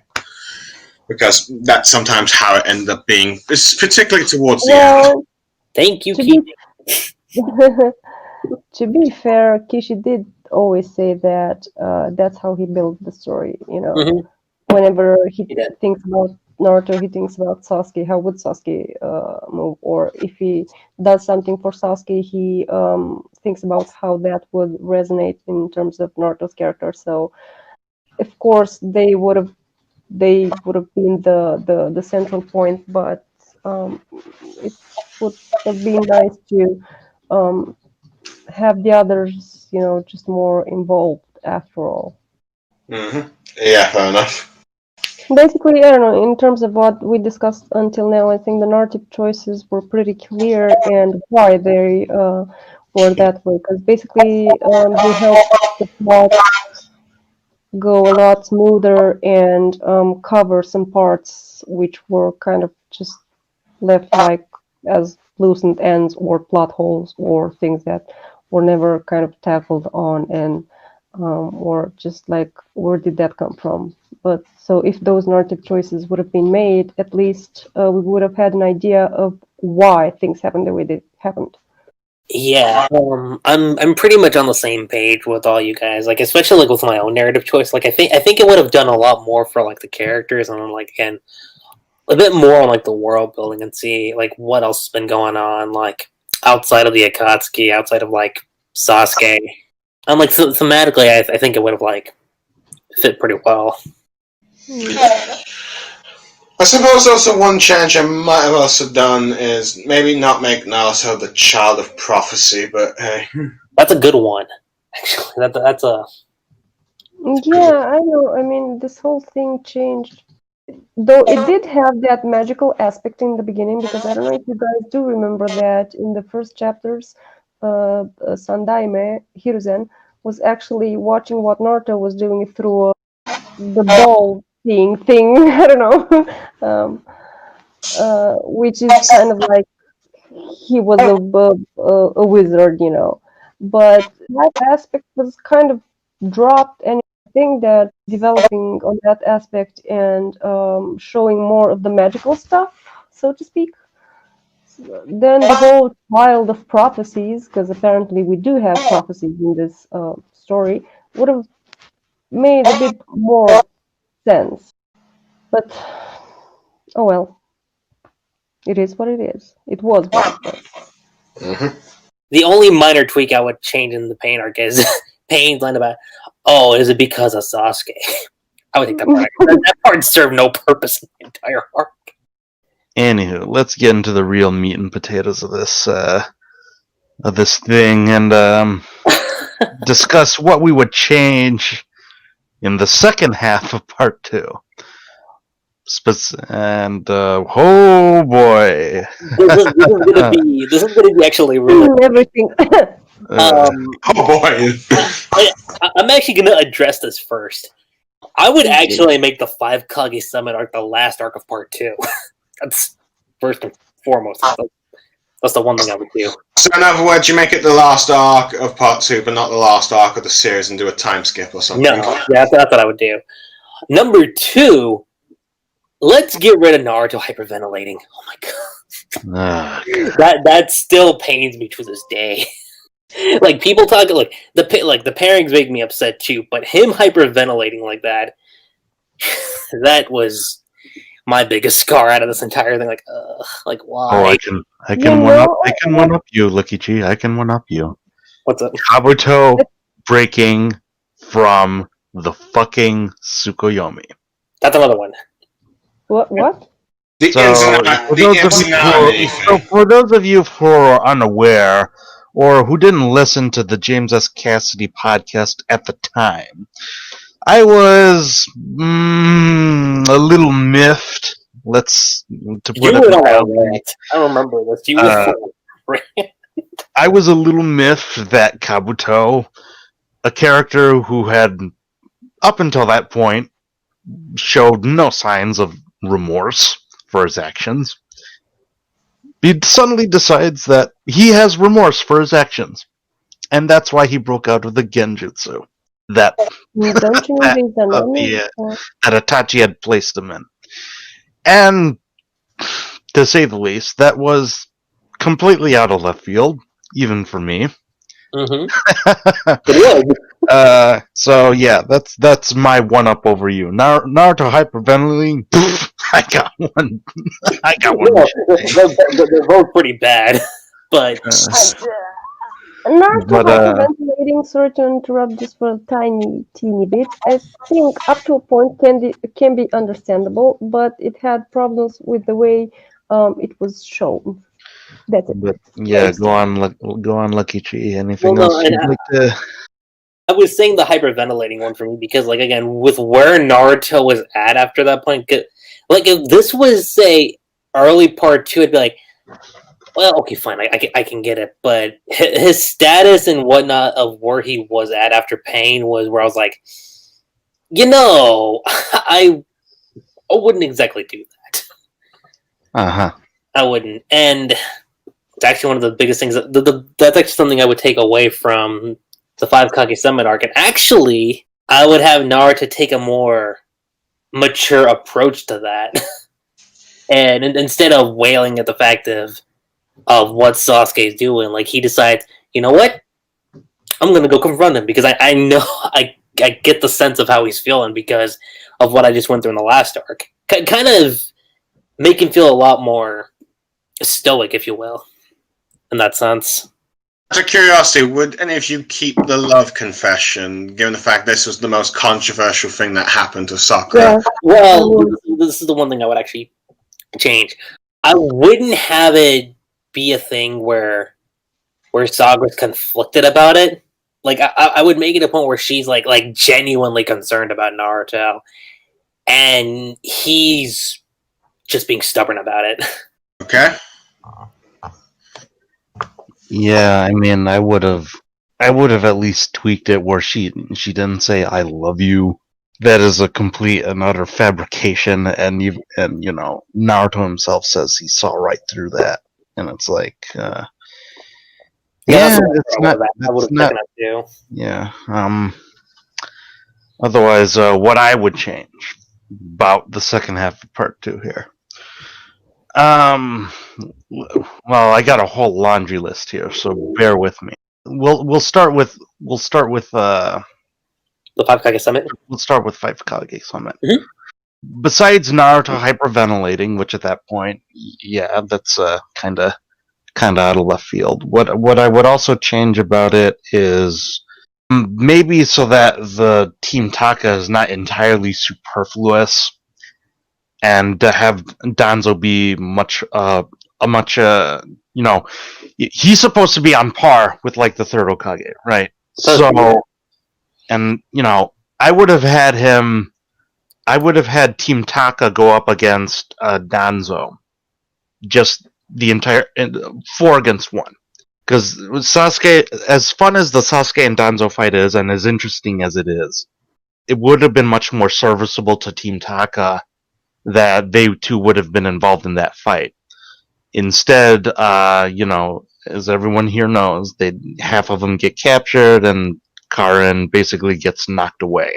And there's also one line of dialogue I would have changed. This is more cosmetic than anything else.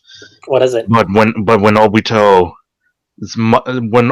murmurs to himself, "You were right, Danzo. Sasuke's Sharingan is nowhere near that of Itachi's." He just says that. I would have changed it to, "You were right, Danzo. Sasuke's Sharingan is nowhere near that of Itachi's. It's better." Like have him gloat. Like, yeah, pretty much just have him glow like, "You idiot." Would you also add in the little tease of the Izanami? Like, that's interesting Danzo used that, but why didn't he use the other one? Like, would you throw that into, or would you just be like, Yeah, I probably would have. What about you, Chad? Like, do you have anything? Well, Kage Summit? I do have some stuff I would like to change. I mean, first of all, Kage Summit arc. I would keep the confession as controversial as it is, but I would making it a bit more obvious why Sakura says the way she says those things. Because it wasn't right. It wasn't wrong about all these motives she said. Everything was true. Sasuke was getting further and further away from her. Naruto was always there for her. But the only thing and what made actually Naruto see through that attempt is that she says she doesn't love Sasuke anymore and that she's fickle. That's a thing that wasn't that good, So I would change a bit there, like have it something like, as much as I love him, he hurts me, and I also love you, and I want to see you okay, or something like that, because that will show like really her actual feelings, because at that point in time, in my opinion, at least, she did love both of them, but like differently, Naruto, in my opinion, was growing on her romantically, while for Sasuke, she was decreasing in terms of romance, but she still loved him because, they had their experiences together. That is one thing. Another thing would be, I would change completely Sakura's approach to Sasuke. I mean, she went there to kill him. Oh, like you mean like actually like having her do like like having her actually fight him. I would do that too. Dude, I mean, be a ninja. For God's sake, forever. That's my problem with Sasuke mainly, because Sakura just becomes this whole unrecognizable person who can barely know Like her knees are shaking every time she sees him. Exactly, and it's just, it's deplorable, and I would have him fight him, sorry, and at least, okay, don't kill him. Show at the end that you cannot kill him, but not just show there, and that's that. You just start crying because you can't kill him. Have her a bit more, go through a turmoil of some sorts while they were fighting. Show that you can actually, stand up your ground against him, although you do have the feelings. Because I don't think people would have had a problem with Sasusaku if at least Sakura would have stood up to him, because then at least you could see she can make the differences in terms of her feelings and the reality of things. Because in the beginning, when Sai goes and tells her everything and all that, it gives you the idea that she finally can make that difference, She can put aside her whatever feelings she has for Sasuke and recognize the fact that he is an international criminal, he did shit, and he must be dealt with. That was the, reality of the situation, no matter how much some people liked it or not. But then you just have her go there and do nothing, and she's a damsel in distress. I believe someone on Heaven and Earth once mentioned that apparently Kishimoto did intend for her to fight Sasuke, but the editor said no, which there's no source to this, but take it with a pinch of salt. It wouldn't surprise me if this is the case.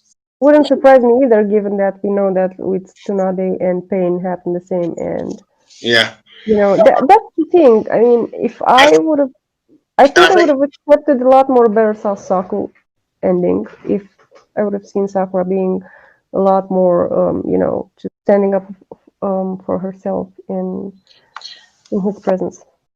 And after that arc, there was no way you could have those two having a healthy relationship or that much trust. Trust. And then you show her still have feelings for him, although she knows how bad he is. Here's a tweak I would make to her stopping herself right from dealing the final blow. So you see that goodbye scene in part 1, right? Mm-hmm. What I would add before that is the bench scene. That's another. Yeah. I just thought about that. I was like, just to sprinkle that part in, it's like, because that would explain a lot the reasons. Mm-hmm. She does love him, and that would create a lot. You're so right about this. It would create a lot of more depth and show exactly why it is the way she holds on to those feelings.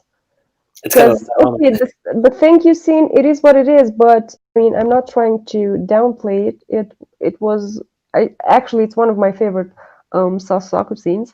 Because despite everything they went through, at least at that point, Sasuke did kind of acknowledge everything he did for him, in his story with her. But from Sakura's perspective, it's just the reason she kind of holds on to that is because of the whole bench scene. Mm-hmm. And so that would, I totally agree. It would fit so perfectly. It would. And I speculated that too, like even when the manga was going on, I was like, what if she's holding on to it because of that moment in particular when... Yeah, because otherwise, it has that false sense of ideal of what Sasuke's like when it's actually Naruto. That is, Exactly, and especially since they use that thing with the forehead poke.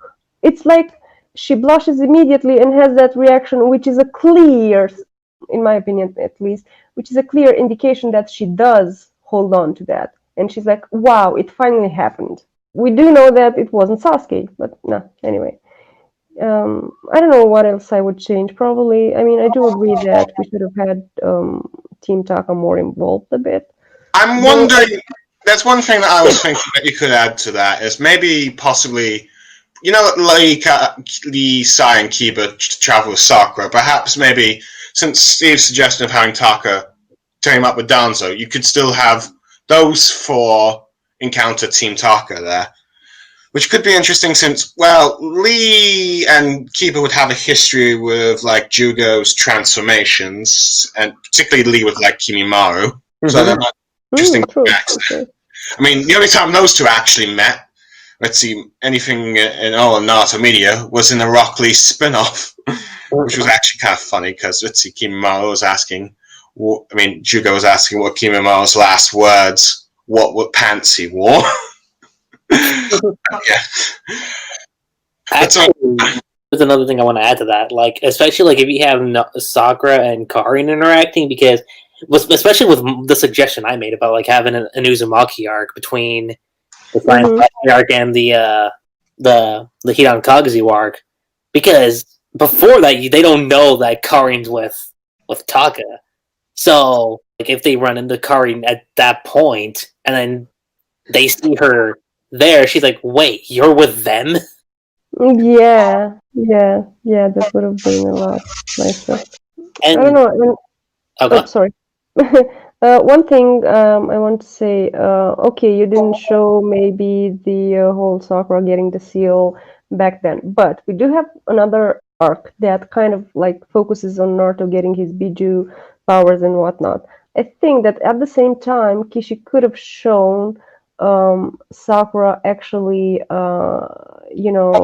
we recall in the war, she does have that speech where she says something like, but I kept seeing Naruto going further and further away, and I thought that I could only give up, So we could have had like something between the Rasen Shuriken part and the war part, because especially after Naruto gets the Rasen Shuriken, okay, she didn't get the seal by that time, so we could have had this time to see how she deals with those emotions she talks about in her speech in the war arc, and how she keeps trying and going through all those ups and downs. I want to do it, but I cannot do it, but I still want to do it, but look, I cannot do it, what do I do, all those things. And yeah, that's another missed opportunities.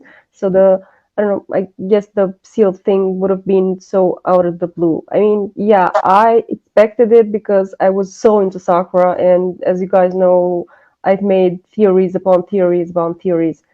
But that was me because I was passionate about her character. But for someone who wasn't, I can understand why it seems so sudden and so, oh, okay, let's throw Sakura into the mix here to have like something. Yeah. That's it. Another thing I'd probably add to the Kage-sama arc is you have Naruto and Sasuke having a proper fight. And then maybe this time have it like, at this point, the two are a stalemate. Granted, you saw Naruto might have a slight advantage because Sasuke would have had constant battle after Kage and stuff. That's another thing I'd probably... the reverse of the Sasuke retrieval arc, where Naruto was having a few fights before he got to Sasuke, and this time it's the opposite, where Sasuke had a few fights. Another thing I'd probably also probably maybe have like more of Sasuke versus the Sand siblings. Maybe also have Taka involved in that. Not have them get beaten up by the Hokage squad. Yeah. This is like the last time you'd see these guys since, well, the first arc, really. The thing I would do with the Naruto versus Sasuke fight, because we've already had one in the Science Sasuke arc, this time, like what Blue said, they're kind of like evenly matched almost, just slightly because of Sasuke being a bit worn out. But I wouldn't have Naruto be all happy when he sees him. Like, I would actually have Naruto be a lot more serious about this. Like, look, I know what revenge is like now, and all I know is it's not a good thing, and I've tasted it. Exactly. And I mean, sorry to interrupt here for a bit. I totally agree with you. You know who makes that remark back in part 1? It's Sakura. Sakura actually does tell Sasuke that revenge won't bring him happiness. And boy, she's right. She And is. Sakura was only 12 back then. Mm-hmm. The whole thing with because we're friends. Okay, that's such a okay, you're friends, but what else? Because that feels like a bit just a thing over the surface, Like not too that naive. deep. But exactly, too naive, exactly. And then, but if we would have had, like you said, look, well, I know now how revenge it is, and I know how you're suffering, and I know how this can affect you and everything. I mean, I don't have all the answers because that would have made Naruto probably more liked by people because he was always like know it all a bit in a way with his talk no jutsu. But if we would have had that part, I think people would have accepted more Naruto and the whole bond between Naruto and Sasuke, because there was some parts of the fandom that thought that okay, this is just too stretched and bullshitty for me, It is. It and I probably, can understand why. Sorry, especially keep when going we're on. that far into part two. It's like we're still going after this again. Exactly, and it's like why you don't even spend time together now anymore.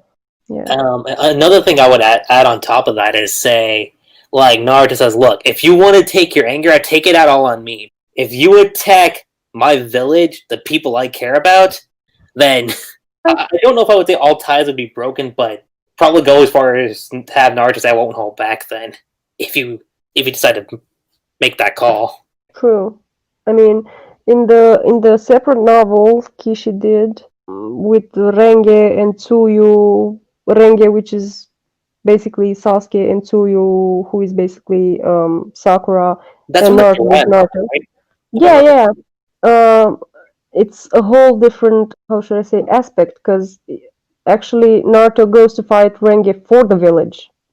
No matter how close he considers him and everything, that's his like threshold, so to speak. You shall not, you shall not pass.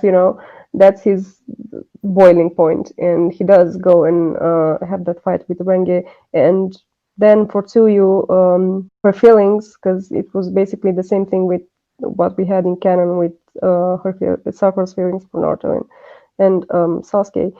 She's like, what do I do? She's conflicted, who do I choose? I don't know who do I love more and what stuff. And it's like, I don't know what was his name, which was Kakashi's counterpart. And it's all very simple and nice because he's like, close your eyes and think about who or what makes you happy or something like this. And when she does that, she has Naruto's image.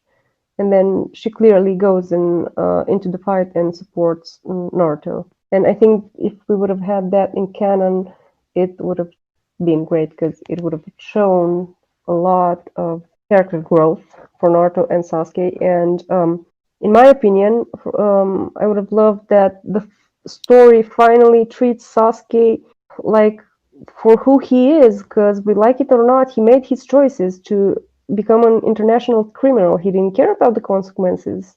He just made his choices. Okay, you make your choices, but you're not free from the consequences. Yeah, like he And fully embraces that. yeah, and I really love. I mean, I totally agree. What happened to his clan was awful, and he is, in his rights to feel the way he does. But at the same time, he's being a prick about it, and the story pampers him, to say it like that. And I really liked for example, in Full Metal Alchemist, we had the same thing with Scar, if you guys know. Yeah, But the story never pampers him. On the contrary, the story kind of, puts the blame and shows that Scar also needs to take accountability for his actions, and he's never excused for those actions. Yes, in the end, he also gets to work with the others, and they do solve their differences, but the story holds him accountable.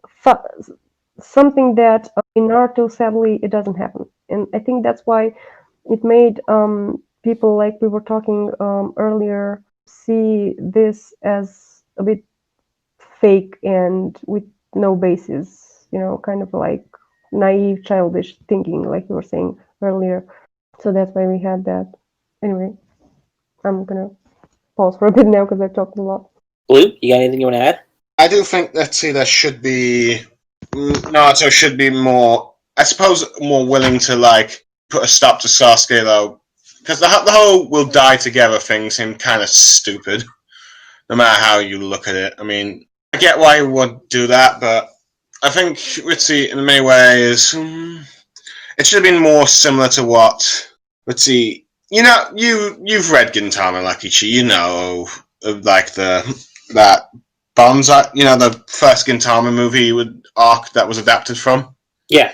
where Katsura and Gintoki were taking down all those guys, and they would then swear to their old rival, comrade, and now enemy, Tatsuki, or Chatte thing, that next time we meet, we'll try and kill you and stuff. I do feel like Naruto should. I'm not saying Naruto kills Sasuke again, but saying, time you go after the leaf, I will take you down and stuff.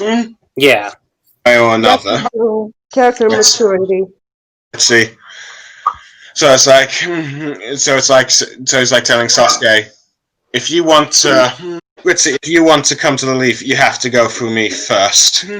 It's like, no matter what you do, I will stop you, which would probably drive Sasuke more to wanting to kill him. I'm not sure if I'd still have Taka with Sasuke at this point, or if they were like appeared, but or they were separated somehow. But either way, that's probably what I would do.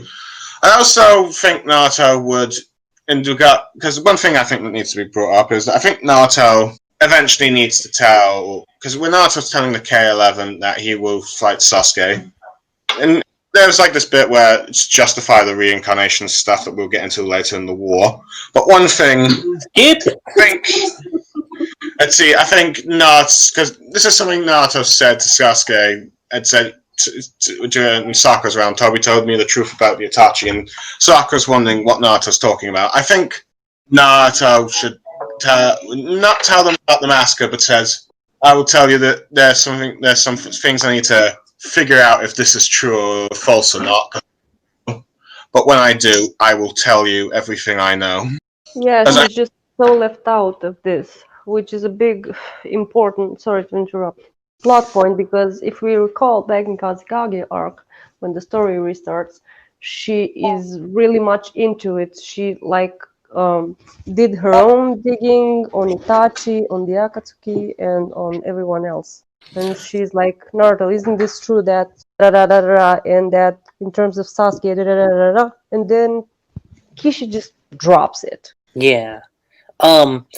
Something I would add to that conversation, to the whole K11 thing, is like maybe you could have Sakura say like, "Hey, were you being serious when you said that you would you would do whatever it takes to stop Sasuke?" And have him say yeah, but have him still be like a little conflicted about it, like, yeah, I am.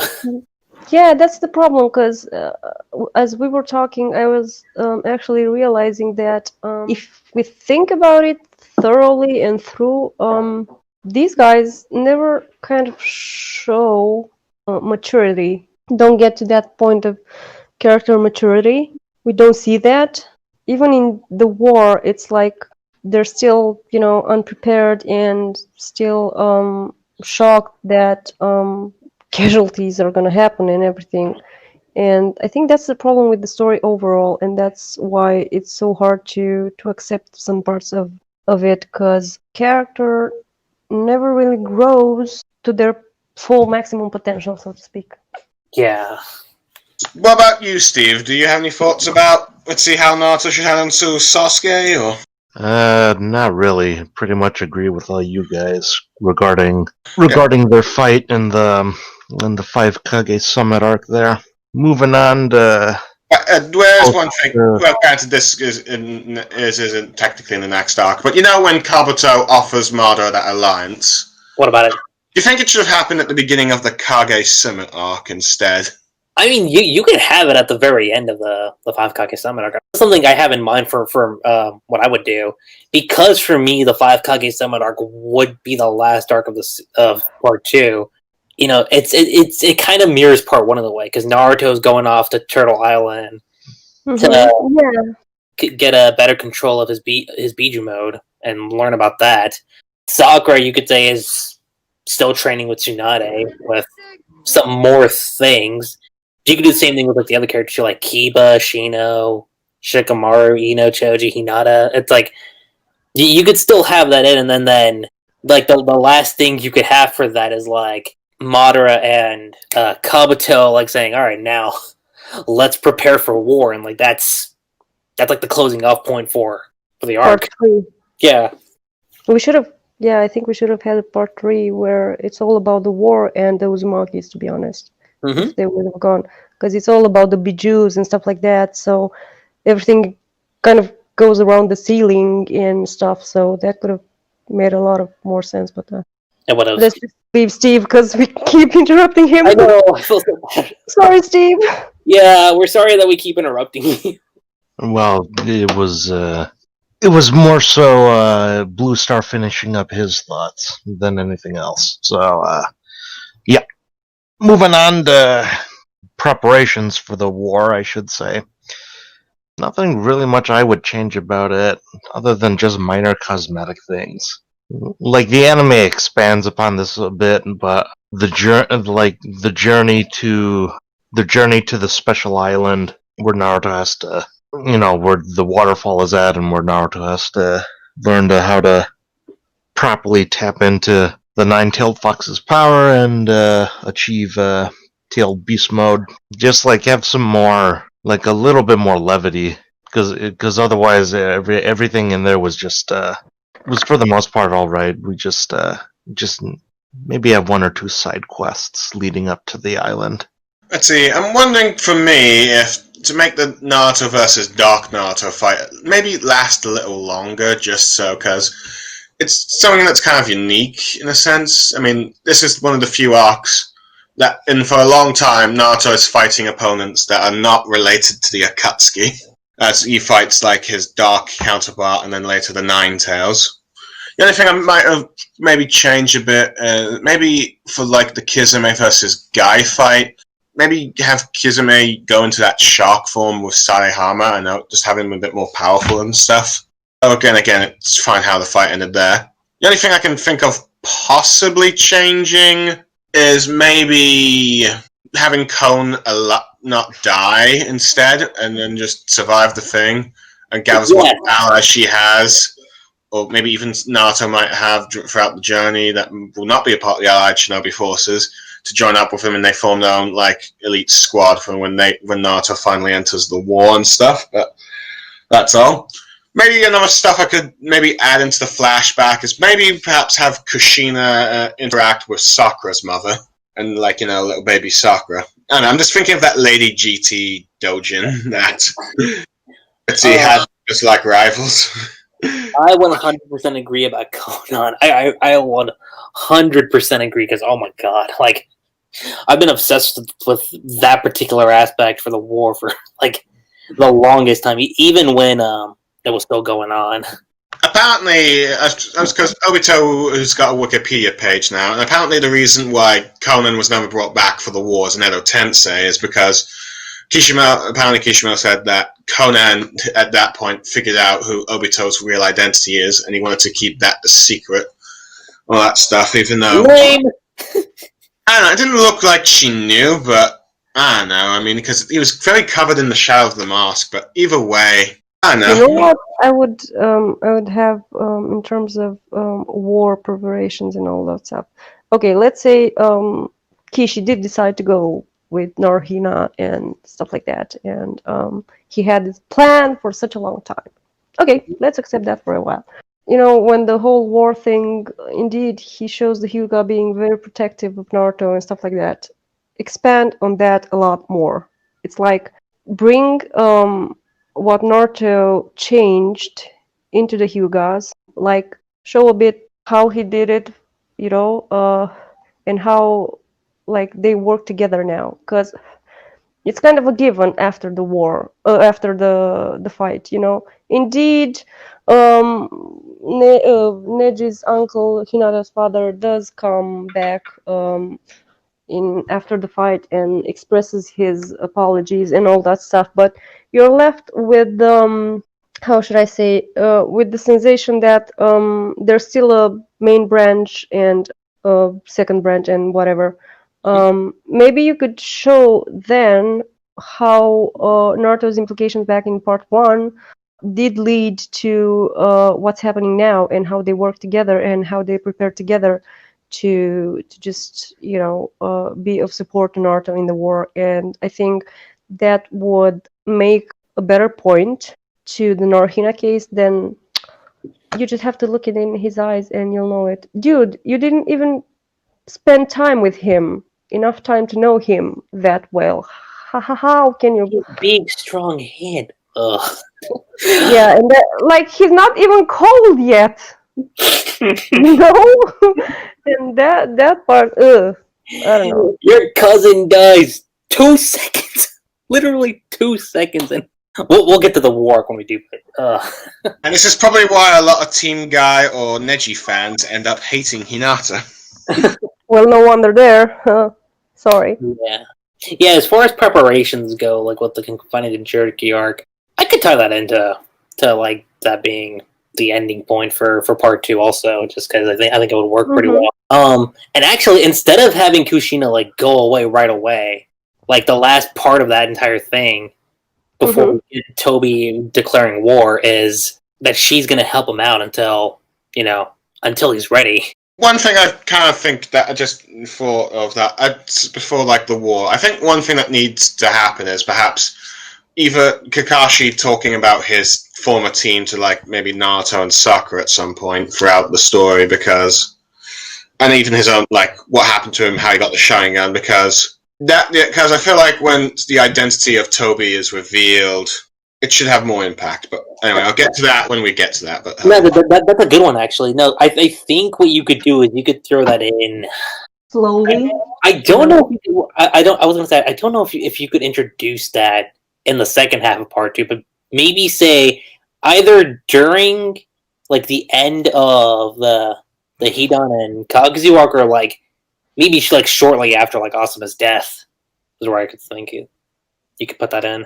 Even, true, that as well. But I think that even if you put it like if we were to have it in 3 parts, slowly at the end of second part, because if we remember, the transition between part 1 and part 2 was done also by Obito team and Kakashi's and Team Minato, of course. So I think it would go nicely with basically the transition from part 1 to part 2, have it the same way now, transitioning from part 2 to part 3, And it would kind of make you think, okay, why is this brought up now? And maybe Obito being Madara wouldn't be a so what the fuck moment. Then, oh, that's why, That's a good one. Yeah. It is what it is. That would make sense.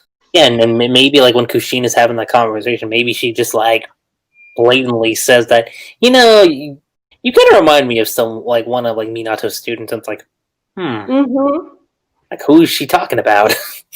True, and maybe have a little bit that would build a little bit more on Naruto's case. Maybe have Naruto kind of like reminding himself how Sakura considered him, not lackey, but not so how should I say it, worthy, so to speak. That's the best word I could find right now. And have like think for himself about this, and then you could enter Kushina once again, besides the story of his father and mother, besides their story, kind of like tie in a bit with Obito and Rin's story. So that would kind of like definitely build a lot of more structure for Narasaku, besides what it had, of course, in the story. So you could see that, those parallels would have been so clear, more clear than they were already. And have her tell the story of Obito and Rin, who was also a medical ninja, would definitely, ring some bells there. That would actually be a good way to transition into that Obito story then from Kushina. Mm-hmm. Yeah. Pretty much in total agreement. So I guess with that, unless BlueStar has anything else he wants to say, No, not really. we shall get on to the war arc, which for me would be part 3, the time skip. And BlueStar has had this debate for a while now. Guys, let's see. We've debated on how long a time for the time skip should be. Yeah, I argue 6 months. He argues a year and a half. Well, and I'm saying we time skip to the war because I don't. Okay, I get why Kishi would have the starting of the war, but I think the war would have been so much better if you started off like some time has passed, and I think a year and a half would have actually. I know. My argument against that is I don't think Naruto or Sasuke would be sitting idly by in like their cave or in their training areas or in their implants for a year and a half. I think would be too long for them. Well, you could make a point that, for example, getting the Jinchuriki power would have been such an easy task because we're talking, after all, about actual monster here. Yeah, Was being kind of leading Naruto's whole life up to a point, and then for Sasuke. with Sasuke, he kind of overused his Sharingan in the battle with Danzo, so I think we could have made a point there with the time skip being as long, because he would have needed some time to actually heal and all those stuff, not just, ta-da, that's it. He's Yeah. as good as you. Yeah, like So- even 6 months would have been a little bit too I don't know if that would have worked. And that would have worked perfectly with Sakura also getting the Byakugo seal, because it's like 1 year and a half plus 1 year and a half. Because It's they're like 2 years. 16 when part 2 would end, so they would be 17, I think. Yeah, 17. I mean, he is 17 by when the war ends, if I'm not wrong. So Yeah. it kind of would have went. And Naruto is born in October, so it works perfectly with the time skip of 1 year and a half. It does. Okay, I guess that could work. Though I'm still wondering if perhaps a year and a half, that might be a bit too long. But oh well, fine. It would a year and a half. And my other suggestion was that you don't actually open up the war arc with Naruto. You open it up with someone else. And I'm thinking it would be cool if you started off with Konohamaru. Yeah, could be. You kind of get his perspective on what's been going on in the year and a half, how's the war going and whatnot. And he's dealing with someone. I don't know who he would face off, but Would it be some powerful white Zetsu? Would it be some Edo Tensei? What would it be? Or some other force that Toby has? that's what I want to get your guys' thoughts on this. Who do you think Konohamaru would face? Do you think it'd be a Zetsu, or do you think it'd be an Edo Tensei? Edo Tensei, maybe Human. Kind of like him getting with his old grants and everything, but I guess it would defeat the purpose later with the Kage selling the whole story to Sasuke, so I don't know. I'm not 100% sure about that choice. But yeah, the idea I would have is that Konohamaru would face off against someone. He's trying his best. He gets bested, and the end of that initial chapter would be Naruto stepping in.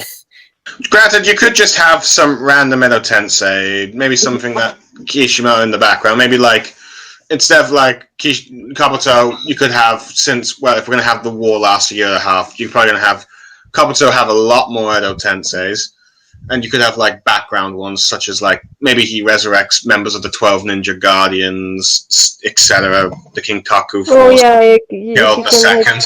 send them in to test the waters, so to speak. Yeah. You could do that. That if you're going to have it in a year and a half, you're not going to want all the big, well-known Edo Tenseis. No, I wouldn't have that show up right off the gate. That'd be stuff he'd keep in the back. So, and what I thought about Naruto's design, it would be a little bit similar to how Naruto would look like from how Jiraiya pictured it, like from the novel. You mean the Gutsy Ninja?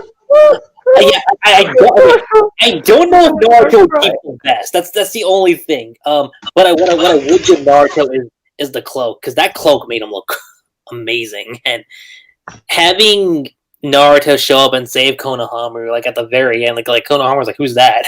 And then Naruto's just like, hey, what I miss? Like, I And think maybe have Kakashi, I don't know, wanting to step in from somewhere, and then he sees Naruto with the cloak, and he's like, Sensei? And then no, it's just Naruto.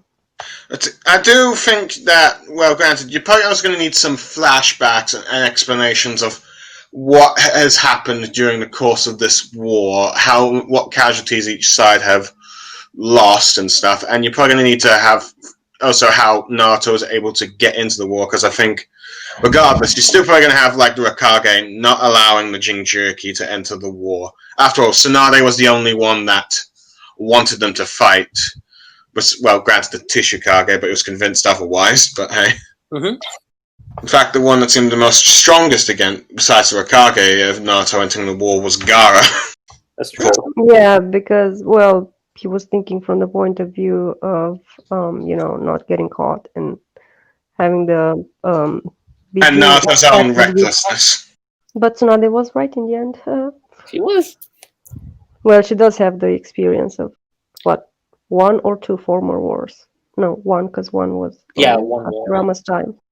Steve, what's your take on the initial chapter for how this war would start off? Well, with your suggestion of doing a time skip, there's always a double-edged sword to doing stuff in media res. Mhm. For those of you who aren't literacy savvy, in media res means you start a story with things that are already established, and as your story progresses, you have the readers learn how things came to be. A good example of this would be Code Lyoko. If anyone's ever seen that, I have. that is a show that its very first episode they talk about this omnipotent can't talk omnipotent being called Xana. Who's Xana? Nobody really knows. All we really know that you need to go inside a computer world to stop him. So that's in media res. The thing is, though, is that depending on the writer, in media res can be either good or bad. Mm-hmm. Would you say another example would be Attack on Titan when it did its time skip and we're in the middle of this war we've never seen before? Yeah, that's also a pretty good example. Maybe I should have started off with that. I had Cartoon Network on the mind. Anywho. That's a good one. So, having said that, given Kishimoto's writing style, I don't think he was particularly suited for writing in media res during the war arc. Mm-hmm. It's an interesting concept to say the least, and I think I agree.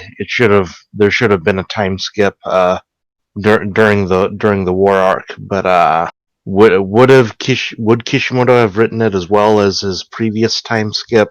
Who's to say? However, I'd argue for a time skip saga. Concerning other changes I would make to this war arc, boy, there's a laundry list of things. Starting with, let's have this war arc be concentrated around not people like the Cloud Ninja going up against the Dansu, the two brothers, and having a whole spiel of, oh, if you say this particular phrase, you die. Let's get rid of that. Let's also get rid of, as cool as a concept as it was, the 7 Swordsmen of the Mist. I always feel like, oh boy, that's just wasted opportunity by Kishimoto, and really should have been handled by the anime more than anything else. See, if anything, And then, what else? I think before you There's also the fact that Sasuke, for the most part, he only shows up 2/3 of the way in. Now, granted, it's because his eyes are healing, but I think he should have made a much bigger impact earlier on than everything else. And then, fucking Kabuto. If there's one thing I would have changed, is just have him just stay in that catatonic state. Because as a character, he would have felt no remorse. Like, he's not fucking Kimimaro, who never looked past Orochimaru's evil deeds. No, this is a guy who never second guessed himself. There was always that hidden agenda. And for him to have come out of that state and heal Sasuke, which is something else I'm going to get into. Mm-hmm. But for him to come out to heal Sasuke, it was just so fucking stupid. And literally, who on Team Taka is supposed to be the medic? Fucking Karin. So why doesn't she heal him? Because now she's Is a question of infinite possibilities that will never be truly answered. Speaking of which, Sasuke versus Modera. Oh, Yes, I know where this is going. yes. Comparing Sasuke to Modera is like comparing apples to oranges. It's literally the power scaling on those two is just completely out of whack. Modera just easily curb stomps him, is going to easily curb stomp him no matter what. That being said, how Sasuke fought Madara was completely different to how Sasuke fought Danzo. Sasuke fighting Danzo, smart, cunning, patient, knew when to strike, figuring things out. Sasuke versus Madara, none of that. Just none of that. It's true. And the fact that he doesn't strategize, that he doesn't wait for things, is the ultimate reason that they needed to bring back Kabuto. Is just fucking dumb. Just fucking dumb. And then just the fact that, like that entire battle could have been like a battle of the wits between right. the two. Yeah. And it's like, and instead of just for the Sasuke haters out there, congratulations, you have a fight where you can point and laugh at him. But James, it's just I'll be looking on this. but as a from a narrative standpoint, that's just that was just such a waste, an utter waste. It really was. And then we've got Hagoromo showing up and essentially dumping exposition during the middle of a war arc, mind you. Not when Naruto was learning to harness his nine-tailed powers, not when Sasuke was alone in the cave with his eyes healing. No, we had to stop everything to learn shit that happened in the past. Legit. Like at the very last minute. And it's like, this isn't even and this isn't even something that could, this isn't even something that Kishimoto, you could tell at this point he was writing by the seat of his pants. Like, just... And then his brother, that's the other thing. I was like, since when? Right. See, since the last get into production. True. Right. And then I already went into depth on this with part 1 versus part 2. Mm-hmm. But Sasuke's plan to just keep everyone in infinite Tsukuyomi. First off, blurting this out loud to at least 2 people who are capable of kicking your ass. Legit. Sasuke, that's not something you would do. You'd do that after in the process of knocking them out, not after defeating. I would have had him backstab Naruto like right then and there. Like, yeah, right. We're not doing that. Exactly. And then just the fact that Kaguya again is a giant space flea from nowhere. Literally no build up whatsoever. We find out that Black Alien. Tetsu Oh, was, secretly in Mastermind? communication Yeah. with her the entire time, apparently. Since Modera conceived the plan. The entire time he was in communication with her. What? Just no, Kishimoto. You don't get to do that. See, no, the thing is, I liked what they initially set up was that, like, she was, like, just a human who took the fruit, she ate the fruit, and then, she became a shinobi. I thought, okay, I can get behind that. That actually made sense. The only way I can think of the Zetsu double-crossing Marder thing would make sense if he was actually the mind of the Ten Tails and he's taking over his body. That could work. It's either that, or you say that, his will is approaching Mars. Anyway. The final fight between Sasuke and Naruto. I read a fan fiction shortly thereafter. And Lucky Chi, after recording this, I'll give you a link so that you can post it, in the description on the video once you post it to the channel. But essentially, it was like they rewrote the final 8 chapters to the whole series. Really? So that there's more of an emotional investment to Sasuke versus Naruto. Because the fight itself, it's not bad, but it's just we only had 2 chapters to breathe from them defeating Kaguya to immediately, okay, let's have our final fight right here, right now. I thought that would have been at least like one more like short arc. Like, okay, let's build towards it. But and then just some minor cosmetic things I would have changed. Like, again, teammate, hindsight being 2020.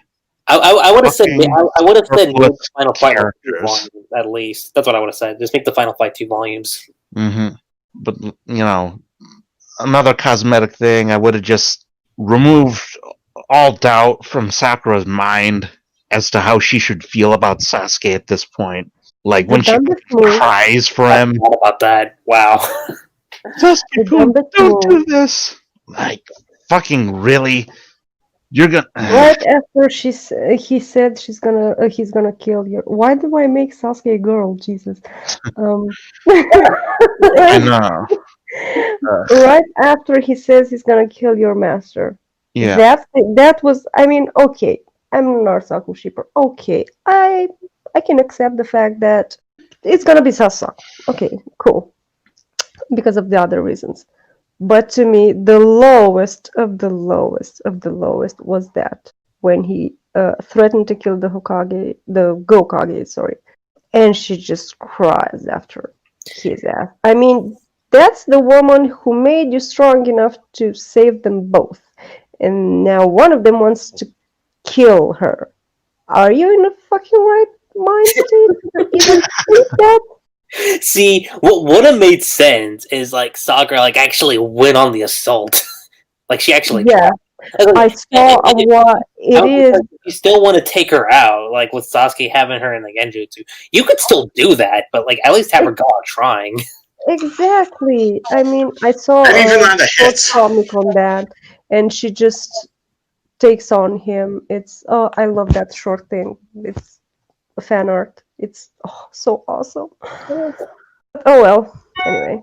Yeah, that's what I would change about the war arc, and I'm sure you guys have plenty more because we've got our own laundry lists of how the war arc should have been done. Well, if I was to keep it the way that Kishimoto did it without the time skip, which I'd still make it longer than just 2 days, of course, but the first few battles, the ones with Sai and Kankuro against Sasori and Dedo, that's fine for most parts, so I don't think I'd change much of that.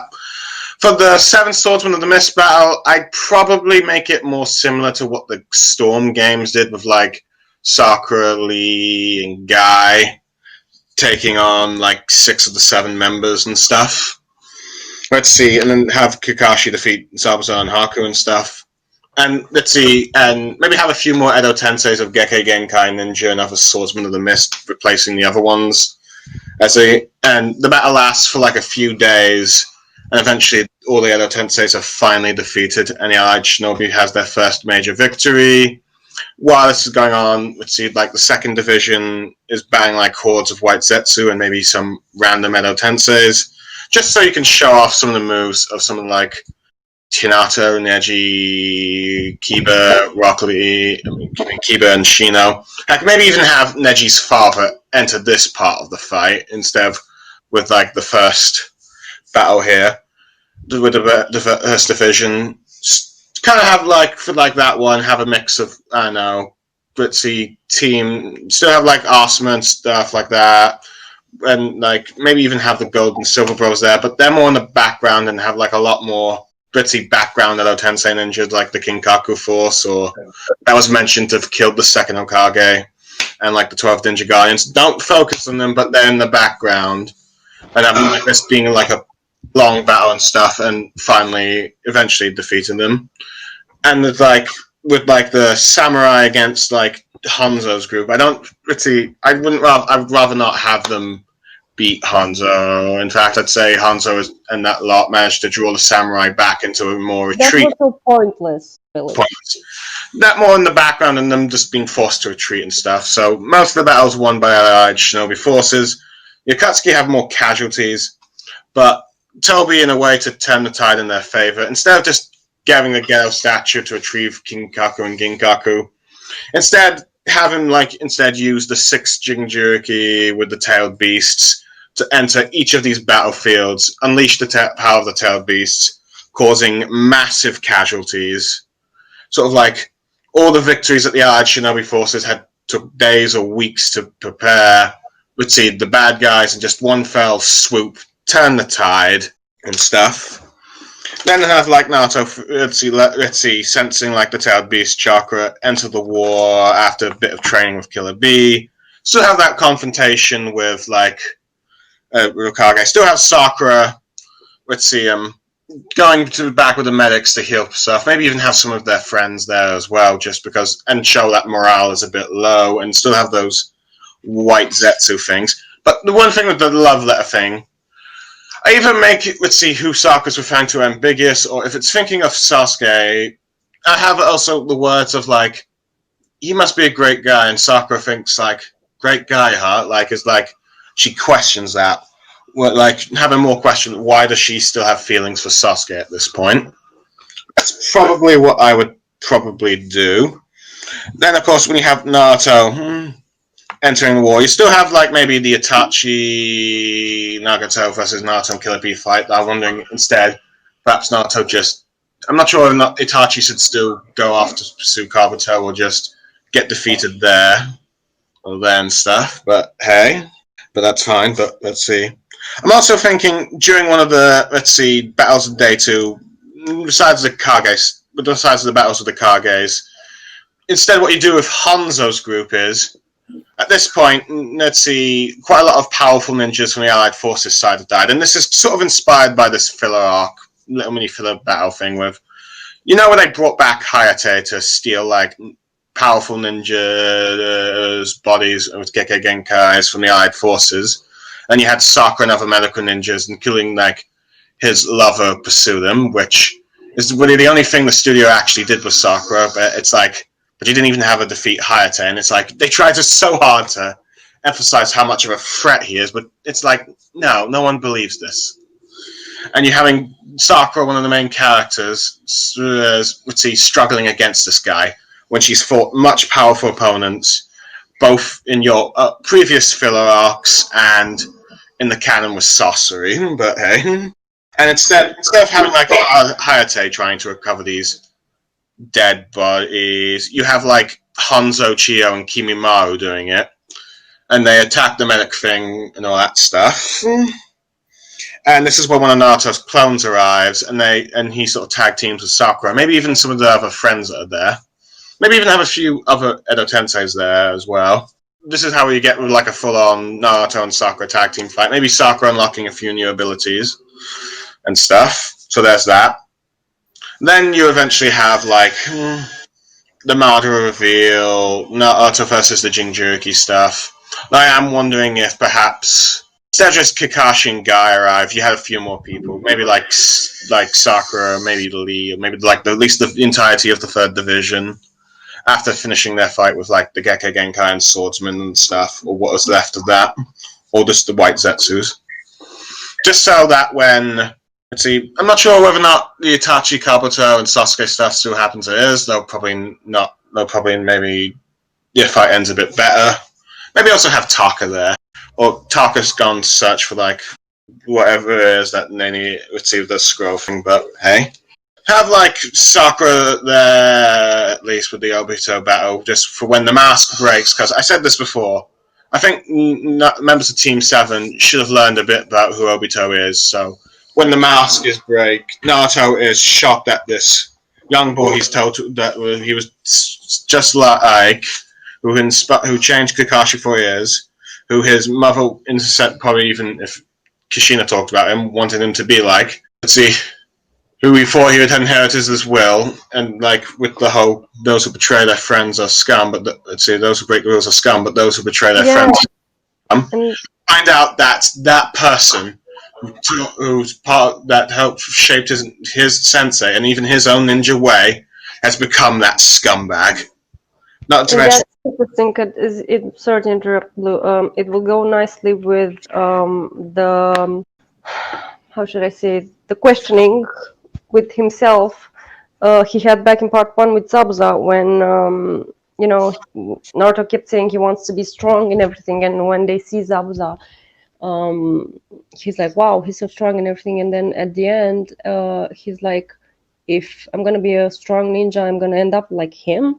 And then probably just now would be a nice callback to that thing. Plus, since Obito also wanted to become a Hokage, have Naruto kind of like doubt his Hokage dream. Yeah.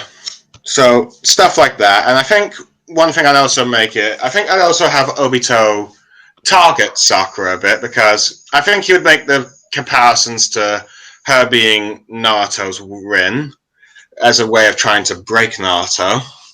Not saying that he kills her, but still. But as ways of Naruto showing his will and stuff. You probably have maybe the Ten Tails battle being a bit similar to it. There's no maps. Maybe the Ten Tails a bit more clever or stronger, because it seemed like, because I think him being a mindless beast is making you think like, is this? Yeah, I mean, all the others had minds, especially Kurama. I mean, he was pretty, clear thinking and everything, and for some reason, Ten Tails, which is supposed to be the pinnacle of all of them, is just that's the part that I was like, why not the Ten Tails? Like everyone else has like a mind behind them, but in fact, you'd expect the Ten Tails to have a sort of god complex, at least. But yeah, which is one of the reasons why I thought maybe Zetsu is the mind of the Ten Tails, and he's trying to, let's see, the body has been separated. Do we really know who Zetsu? I mean, what he really was? Was it really explained? It was in the Obito flashback. It was revealed that the White Zetsus were supposed to be clones of Hashio. Okay, I know. I'm talking about the Black Zetsu. Apparently, he was supposed to be the will manifestation of Modera. Apparently, that's what it was. Well, that didn't work out. Yeah, it was like retconned after retcon, but hey. Yeah. So it's like that. Maybe instead of Neji dying, it be rather his uncle just sacrificing him and all that stuff. I'm not sure. I'm not sure. Dying is the bullshit of the. Yeah. So maybe have stuff like that. In fact, if I would probably kill off during the war, I'd probably kill off more like minor characters from the Leaf, like relatives of the K11, more maybe even Chody Dad dying, maybe some of the background Leaf ninjas dying, like those two guys that tune in that were with Asuma and Shikamaru, stuff like that. Just people that you might have known, you might have got fondly say, "Oh, look, it's that guy. I know that guy. Oh, he's dead." Even some of the new characters introduced dying a bit more. There's a key thing, though, about the war that's always stuck out to me.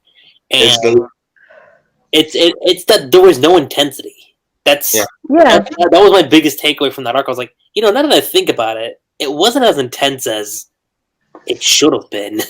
I mean, the pain arc was more intense because you actually thought witty characters you knew were dying. Yeah, yeah, and Painarch had everything. I mean, Mhm. depth, returning back to its roots, its teams, going over them, the connections, the bonds, the everything.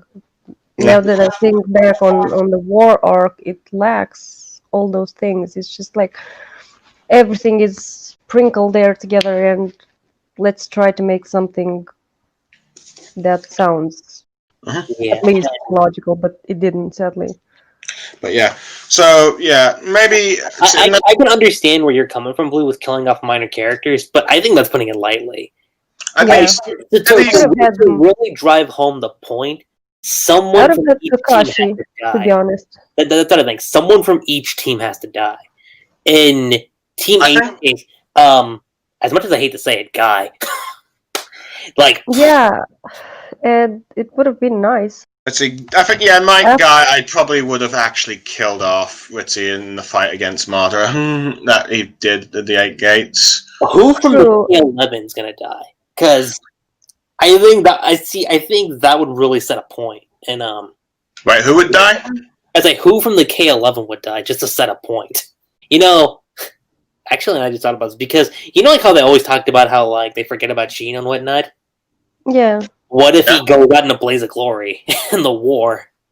that would Maybe, be awesome. maybe, who knows? Maybe instead of Neji dying in that scene, it will be Sheena. And true, and it would have been like to complete the joke, so to speak. He dies, like you said, in that big fight or something that makes them like all remember him and his sacrifice. you And know? instead of just Hinata snapping Naruto out, it's all the members of the K11. It's like, dude, Ritzy, we're all still here, remember, and all that stuff. Yeah. So Yeah, there's and stuff even like that. Hinata, I don't know, people keep fawning about Hinata's speech, but if you look at the essence of what she says, it's bullshit. She's like, I'm sorry, but it's true. She's like, we all depend on you. You cannot die, because if you die, we're screwed. And then it's like Sakura's speech comes right thereafter, and she's like, we cannot depend on him. Hello, we must all do our part. I think if anything, I think Kurama snapped Naruto out of it more than anything. True, Sorry. but it did in a way. But that whole thing with your life, it's not just your own. It's like putting more of a heavy thing on him rather than cheering him up. Because in that moment, it's like, okay, he had all this heaviness, all his world of being all his life, sorry, of being a Jinchuriki and stuff like that, and then when he managed to get that power, kind of like work around with it and everything, then Pain Arc came, and he felt responsible for everyone. That's why he kind of like wants to keep everyone back, so they wouldn't have to suffer. But then now the war comes, and that heavy thing gets back on him, and instead of like, I don't know, making it easy for him, in my opinion, Hinata's speech is making it a lot worse. The thing I never got about that is that like they're in the middle of fighting, right? And then as that speech is going on, like Obito and Madara are like, let's listen. I'm like, if this was happening in real life, Obito would not give a shit. He'd be like, all right, let's. They would have been killed. I mean, that was an opening moment, Mm-hmm. if you ask me, more than anything, tactical speaking. It was. But no, everyone stopped and, let's listen to this. This is what probably happens when you have one big battle after one big battle and not have like a few breaks. But yeah, See, if this had happened like after the war, like after the funeral, at least I'd be like, okay, I kind of get it, but even then, but yeah, maybe still have Naruto doing the chakra transfer to everyone. No, maybe not as like these orange cloaks thing or turning into a flying bird, because that was stupid. But Well, Actually, I I know what did. the bird was supposed to represent Neji, so I get why that was the case. Yeah, but it's still Yeah. kind That's of what I'm dumb. basing my fan fiction on. But hey, but I guess maybe still have Sasuke, I mean, talking with the Kages, I think perhaps maybe finally learning that Toby lied to him about his involvement and stuff, giving him a more personal reason to go after. Let's see. Maybe also have Karin, granted, Karin slapped Sasuke for stabbing her and stuff. No, I'm not sure if we would have rewritten that or not. Let's see, Well, before. she does go at him, kind of like, you bastard, you stabbed me and everything, so at least she's got that. I'd make it actually no. This would be after the final fight, but what was I gonna say? You have Karin, you told me it'll be say similar to what Sakura did in 450, where she hits Naruto first but then hugs him. Yeah. Instead slaps him but then hugs him. Yeah, but then, instead of like Karin like bash him on the head, she would like just slap him like both times and be like, You like idiot. tell him like you're so stupid and reckless. Let's see. Yeah. Let's see, possibly having then the Kages and Sasuke arriving, but have it have a bit more showing of each, maybe showing more of the skills, but not just one move and then done and like that. And when it comes to the Obito Jin battle, have more of, just other people besides just Naruto and Sasuke and the Edo Hokages involved. Have everyone involved. Oh, don't get me started on that. I mean, we have Hashirama, who's the god of shinobis. Mm-hmm. Okay. We do. But he's supposedly the strongest of them all. Yeah. But for some reason, he's just kept there. Like that. Let's see, I can understand if you perhaps put more emphasis on Modera fighting him at the time, and he's too occupied to deal. You could have him, I mean, how kind of like fight, and then have Madara, I don't know, kind of like over the years, let's say, research a way to stop Hashirama in case he's ever, revived and everything, and have him somehow sealed.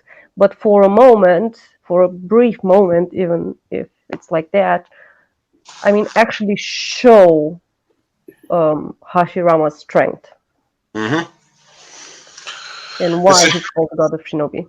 I figured if you're going to still do like only those with Senjutsu can harm the Ten Tails Jinchuriki or Taijutsu, have Sakura's Taijutsu involved, but I thought one clever way you could get everyone involved is, like, say Sakura has Sage Mode at this point, or she works with Jugo to do some sort of chakra-controlled medical ninjutsu, yada yada yada, transfer to every allied shinobi forces there, giving them a little bit of, Sage Chakra in their attacks, enabling the entire allied forces to damage Obito, and it's become more of a group effort, and Obito is continuously struggling to deal with all these different forces.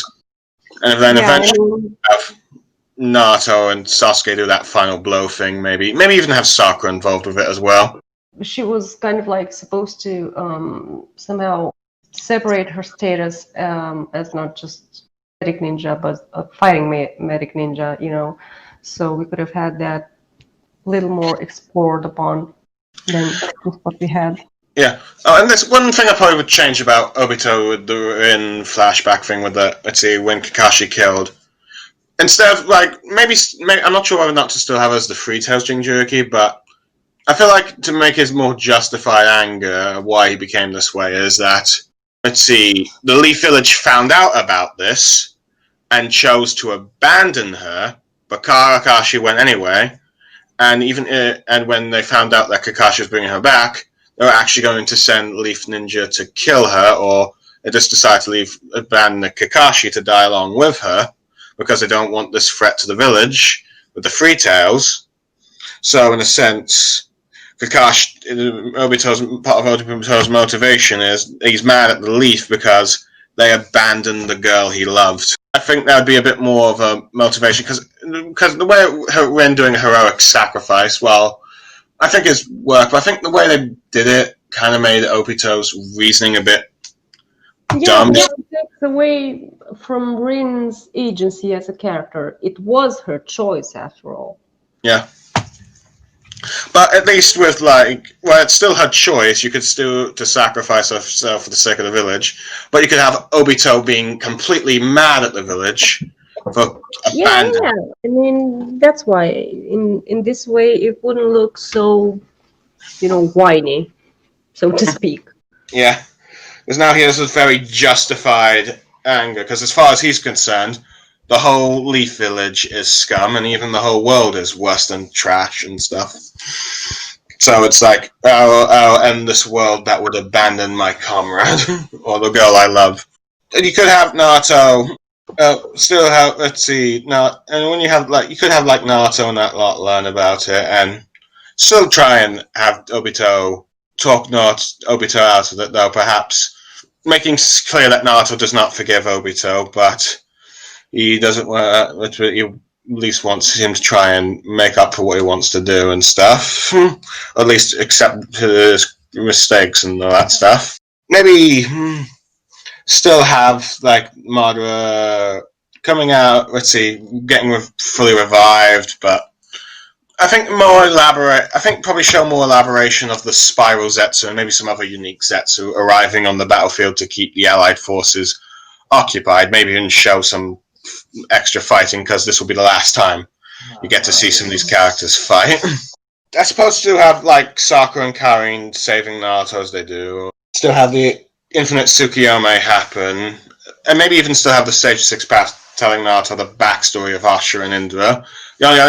Because to be fair, Ashura's backstory, I think, isn't bad. They shouldn't be reincarnations, though. It's the I think, in some ways, I do feel like this was the Ashura's backstory was a way of Kishimoto trying to still portray Naruto as an underdog, because it's just because you were born into some powerful father bloodline does not mean you're going to have the skills, because that's what happened with Ashura. He was the son of Sage 6 Paths, but in his youth he was completely useless. But through hard work and the help of his friends, he got up stronger. And I thought that was what he was trying to do with Naruto, but then the reincarnation thing killed it. But so it removed that and just said that Naruto and Sasuke have just been the next in long lines of inheriting the wills instead, at best. When it comes to the whole power-up thing, I'll say I'm not a fan of Naruto's final design for the war arc. You'd rather it had been the second mode that was the final mode. Or if not that, at least make it you could still have the same cloak, but make it a different shade. Maybe it's a darker color, and that's what I thought Kishi was gonna do, because I think it's Yin Kurama, right? The one that's the darker night cloak. I thought the cloak would look a bit darker. You'd think it'd make him a bit more orange, actually, now I think about it, because he kept going on, makes such an importance of him being the Orange Hokage, which is one of the reasons why I think Naruto had the look he did. Kishimoto wanted his cake and eat it. He wanted Naruto to keep the orange look, but at the same time he probably realized, I need to change Naruto's look for this war. Yeah. So that's why he went back and forth between the two looks. I wouldn't say Naruto gets a power-up because of Kagurama. I mentioned this too, in my Tumblr post. Let me see if I can find it real quick. There's somewhere. Ooh, I had it up once, but I can't remember where I read to. But it was the Tumblr post was the tale of Naruto Uzumaki. It's somewhere. Mm-hmm. Okay, so get rid of the entire thing about Naruto being the reincarnation, because everything he'd worked up to for part 1 and part 2 kind of went down the drain. I would say Naruto's revival happened because Minato, and then, of course, Yin Kurama. And instead, I would just have, just Sage 6 Paths, just give them a riddle on how to defeat Modera. Not exactly, here's this that can be used to defeat it. Mm-hmm. Okay, so the Sun and Moon seals would be kind of hit and miss for me, because I wasn't exactly too sure. But what I said for Naruto is that it would be because of the healing factors from Sakura, and mainly Yin Kurama's power. And whatever small remnants were left from the other Kurama, that's what would help form the Sun Seal. And for Sasuke's case, Yes, there's Kabuto, fortunately. Have that, but also have Karin, too. And with the combination of the Uzumaki chakra that a lot of people want to forget, along with the curse mark that Kabuto has, that's what kind of helps formulate the moon seal. That's kind of like my general idea of like how they get that. Fair enough. Yeah, that's awesome. So yeah, maybe let's see. Maybe I'm still debating whether or not Madara should. Let's see, when he does the Eye of the Moon thing. Let's see, everyone should be trapped and not just Sasuke Sasano blocks it and stuff, but then breaks out. What I would also say is that Modera would be the final antagonist for the war. Oh yeah, I'm thinking that Easy change. I'm thinking that if it's like if Team 7 and the other members left and stuff, I'm thinking Naruto and Sasuke Madara originally, but while Kakashi and Sakura are dealing with possibly Black Zetsu and Spiral Zetsu in the background. Mm-hmm. Well, maybe also with some of the other Hokages, I'm not sure, but hey. And let's see, Black Zetsu gets defeated and Obito dies, but has him transfer his other Sharingan Eye in a similar manner to what happened, but has Sakura go with like that. Maybe even have Obito Sorry to interrupt. Because what Lucky G said earlier with the implications of the Sun Seal and the Moon Seal, I really like the idea with the Uzumaki and the Curse Seal from Sasuke, from Kabuto making the Moon Seal for Sasuke, which is a great idea. And if you think about it, we could have something like similar for Naruto Sun Seal, because I mean, look at the designs. I even wrote a post on my blog now for the Naruto Symbolism series, the two suns, and actually the Sun Seal that appears on Naruto's belly after he gets the power up from Hagoromo is the same design Sakura has on her clothes. That's true. So that always made me question what would have been Kishi's resolve with Sakura if it weren't for the hate she received, because he kind of said multiple times that he did wanted to do stuff with her, but you know, he kept receiving all those hate mails in regards to her character. So he kind of dropped her off.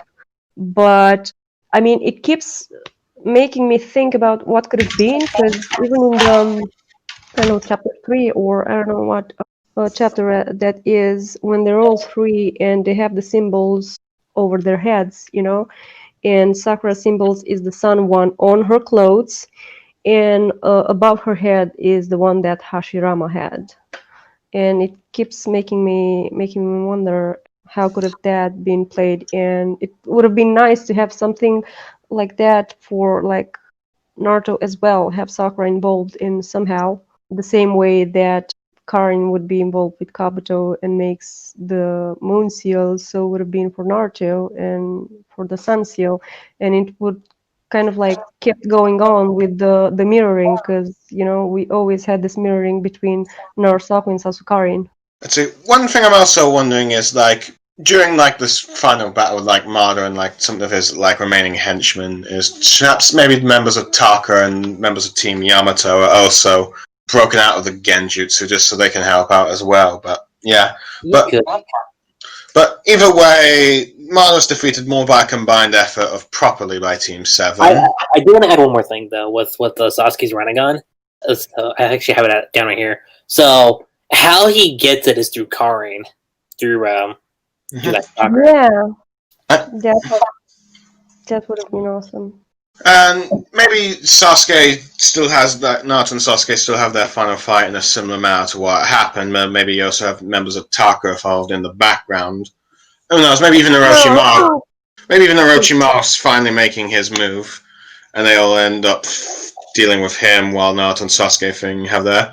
Then you have eventually Sakura arriving to help turn the tide in Naruto's favor, and maybe that's how you end the series and stuff.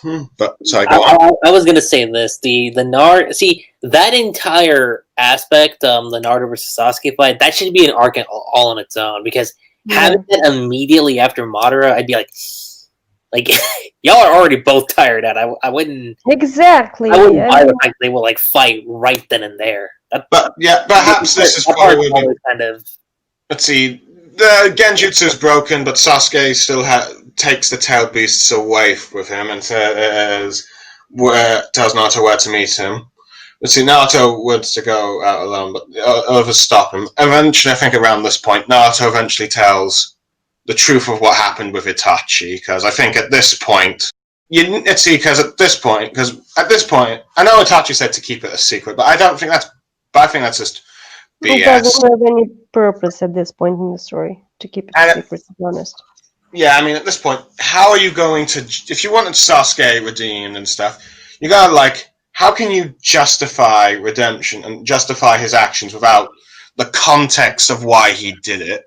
And if anything, it should at least give many people, at least particularly in the Leaf themselves, what kind of villager they want to be in the future. If their current village is one that would accuse their comrades of a crime they didn't commit, that would lead them to forming a rebellion, wiping out, and leaving the last survivor hateful to the village, because it's like, if they keep going the way they are, they're just going to create more martyrs, or like more people like Sasuke, particularly. It's like, what kind of village you actually want to be, what kind of peace you want to be, and all that stuff. So, yeah, let's see, probably like an arc on itself. Maybe have some involvement with Taka and Orochimaru. Maybe finally have how you actually deal with Orochimaru, and you. Here's the other thing I would do. Like for that arc, I would actually reveal to both Naruto and Karin that they're actually related, that they're cousins. And this is why you probably try and have Karin trying to plead with Sasuke not to kill Naruto and stuff, or just stop with like the path he's going on. Have him consider it, but still have him fighting Naruto, and then finally have him snap out of it, and then have like, let's see, maybe Sasuke's trial and all that stuff. But yeah, and also I suppose have Naruto do the confession thing and the bench thing, and then they actually become official couple. Stuff like that. Yeah, I would have needed an open ending if it were, to be honest. I mean, I always wonder, why didn't they let an open ending where they could, just like still have people into the fandom and have Naruto to continue to be the success it was, instead of having what we have now. And I mean, look around us, the internet isn't that filled with Naruto stuff like it used to be, which only makes us conclude that the silent majority, as I like to call it, just dropped it. Yeah. If anything, I'd say, suppose you did the open ending, you could always do like what Marvel and DC do with multiverses, where you can have like multiverse and stuff, but stuff like that. You could have done stuff like that, but I think multiverses could have worked given the Infinite Tsukuyomi, where kind of like you have a version for each thing, and leave it, and like it was, what was the name, Inception?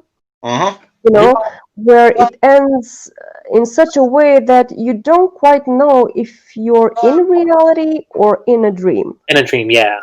So they could have done that, and they could have let it, because that would have fallen under the open ending scheme of things, and then just continue with the movie once a year, or I don't know, where they could have just went over different scenarios, the Narusaku Sasukarin, Sasusaku Narihina, or God knows, all those things that kind of would have kept all fans still being involved without actually putting too much pressure out there, because everyone got what they wanted, but instead they chose to walk on this path, which only consists of the former loud part of the of the fandom, and the silent majority, like I said earlier, just dropped it and moved on with their lives, I guess.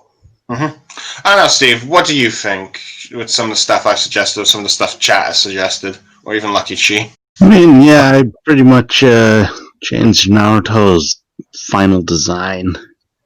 I'm gonna have to agree with Lucky Chi here. It's just, I wouldn't say it's none too good, but some cosmetic changes here and there, maybe. But otherwise, pretty much still in total agreement with all three of you. I think the final chapter would be Naruto's inauguration of becoming Hokage. Granted, I probably would do a Naruto canon ending, but that's just me. But hey, I'm I just. mean, you could already establish. You could have that be the B699, but then when you get to 700, like, and I would have it in a way where you follow someone you know. Like, okay, if you want to have the kids, that's fine, but I wouldn't have them be like a forefront focus of the final chapter. The question is, who would it be on? Like, which character would it be? Would it be?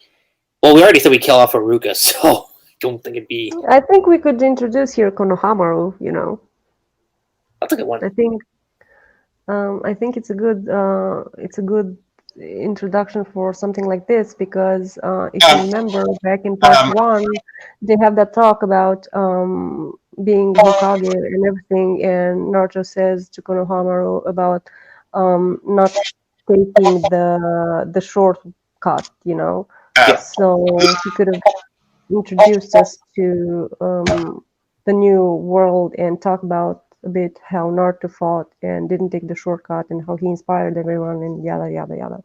Lucky Chi, I think to clear up, I think we never really established whether or not, let's see, Pain does or does not revive everyone, and I think if you have Haruka being like wounded or killed by Pain, you could always have him being resurrected by Pain as well. So you could still have. I think the resurrection thing is what kind of killed the Pain arc. So that's the one thing where I'm like, I don't know if I keep that. No, granted, if you don't do the resurrection thing, that means Kakashi remains dead, and that means he probably also have to be Well, coming you down could too. have the resurrection, but It's only on one person. not not necessarily on one person. Like on few people, because as we know, Nagato was kind of dying, so have him die before he could resurrect everyone. So that would fit both scenarios. Yeah, that could work. But yeah, stuff like that. So when it comes to the final chapter, I would have it focused on Konohamaru and like everyone's just like in the background, like talking about like the big day has finally arrived, and you see him like just like going up to everyone. Maybe you start off with Kakashi, and then you go to Team Kurenai, Team 10. I don't know. I was thinking of having Sasuke actually show up, just because it's like, well, It is Sasuke after all. he is my best friend, quote unquote. So show up with Karin, show that they have a couple kids, maybe show Karin has a third child on the way. Because I don't know. That's how close they got. And I was debating if I should be giving them 2. You're right. And then you have them. They get the Sakura. You see Shinachiku. You see Hanami. My own little Narusaku child, Sachi, being. Because of course you would, Lucky Chi. Hey, good character. Okay. I wouldn't say Arashi would be born yet. Maybe she's close. I'd say Sakura's close. So maybe her and Karin are almost parallel. So like pregnant or Ashri is a Yeah, little bit. keep continuing with the whole mirroring stuff. Yeah, that would go nicely. Yeah. Go there, and then when you go up to the tower, you see Naruto, and then Kakashi just passes down the hat, and Naruto's announced 7th Hokage, and he just like waves out to everyone. I would kind of go for it like the same way. And you know why I would have Konohamaru do it? Because he was involved with the whole Hokage dream thing. Mhm. He was involved with the whole Sakura being Naruto's girlfriend, when he asked, is she or this pinky finger thing? He was involved in being the next successor for Rasengan. He's part of a family who had the Hokage seat. So I think, I don't know, it's no better person to kind of like tell the story than Konohamaru. Yeah. Maybe Ruka. But I'm kind of debating that. Yeah. If he's still alive, of course. Yeah, do your thing. So, BlueStar, what's your question? this is one I've been thinking about for a while since Lucky Chi suggested this podcast, but say if one day Kishimoto ever decides that he's not satisfied with what he did with Naruto, he's not satisfied with what he wants, it comes out what he wants to do, and he remakes Naruto's ending, or even parts of the arc, maybe even some of the stuff that we've suggested, even the barest minimum, and he does it, and it sort of like fixes Naruto's ending and stuff, it gets people talking in the series again. Would you go back to supporting the series if he does that? It depends on. See, this is my thing. It depends on how it's executed. Like the Yeah. idea could be great, but it's all based on execution, and that's the thing you tackle with. I mean, have you read Dragon Ball Minus? Because when Toriyama rewrote the Bardock special, that's a point of contention, for a lot of people. Mm-hmm. So if Kishimoto did it well enough, then I think most of us probably wouldn't have an issue with supporting the series again. But considering Kishimoto's track record with retcons, some good, some mediocre, and some just plain old bad, Some really questionable. like we'd be playing Russian roulette. Mhm. We'd be playing Russian roulette but every bullet inside the chamber is a different outcome. I kind of agree with the boys because I mean I don't know if I can say anything else. Indeed it all depends on the execution because I was initially mad, wow, but Narusaku isn't canon, but then when I saw how he dealt with the canon pairings, I was like, whew, thanks God they're not canon. Yeah, right. Yeah, I mean, he could have ruined everything that was nice about the pairing, and I'm glad he didn't. Something I've always told Blue. Like I've always said, like, look, like even if you change the pairings to Sasusaku and not Sasukarin and Narusaku, like it would have slightly minimized the damage, but with that ending, I don't know if it would sit well with me. Yeah, me neither. I mean, I'd rather live in Fanon and kind of like try to, cover in my own way the plot holes he left, which I'm kind of trying to do with the story I'm cooking. But rather than that, trust him blindly, I'm not gonna do that. I mean, I was supportive up to the sky with him, and I remember how I kept fighting with people. No, he's gonna do these things right, and whatever. You And and I me kind of both. blinded myself. And then the ending came, and I fucking lost it. I mean, I stayed up that whole night. I still remember. I think that's I the don't- first time I never read a chapter straight away in the morning. So I read it and I said, dude, I'm gonna keep believing that he might have not done this shit up until the last appears. But after the last appeared and I saw what he did with everything, I just lost it. I couldn't. Plus that thing with Sakura in an apron. I mean, don't get me wrong. I don't have anything against housewives, against female against a woman, sorry, not female, because it sounds weird, who stays at home. I mean, my mom is a stay-at-home mom, and I love her, and she does everything in her power, to make it work and everything. I'm not that type of person, so it would be like I'm judging my own mom. No, I'm not doing that. But in the context of Sakura's character, who was shown that she wants, to be this prestigious ninja, who was shown that, okay, I get it, at some point she has to mature and stuff like that, but in the canon series she's shown like she's kind of a klutz, a mess when it comes to these household things, and now show her like that, I'm like, what the hell? Dude, that's I don't have words to express If this. it were me, what I would have done with Sakura is like actually show her at the hospital. That's what I would have done. Exactly. I mean, show her healing, show her operating, show her signing hospital papers. I don't know, anything, but not like that. I mean, No. it's ugly. And of course, they came later with the novels and everything. But Dude, you burned that image in everyone's mind. You cannot make it up with a novel afterwards, No, you can't. to be honest. A novel, which, by the way, it's the only novel from what I've heard and what I've read here and there, because I mean, I'm in my own bubble now, and I'm talking to a lot fewer people than I used to. But from what I read here and there, they kind of like animated some parts from the other novels, but the only one they're not doing it's the Sakura Hidden. Yeah, that's the one where I was like, really? From my What? understanding, That the one. 3 novels they adapted were the Sasuke one, the Shikamaru one, and the wedding one. Yeah, that was it.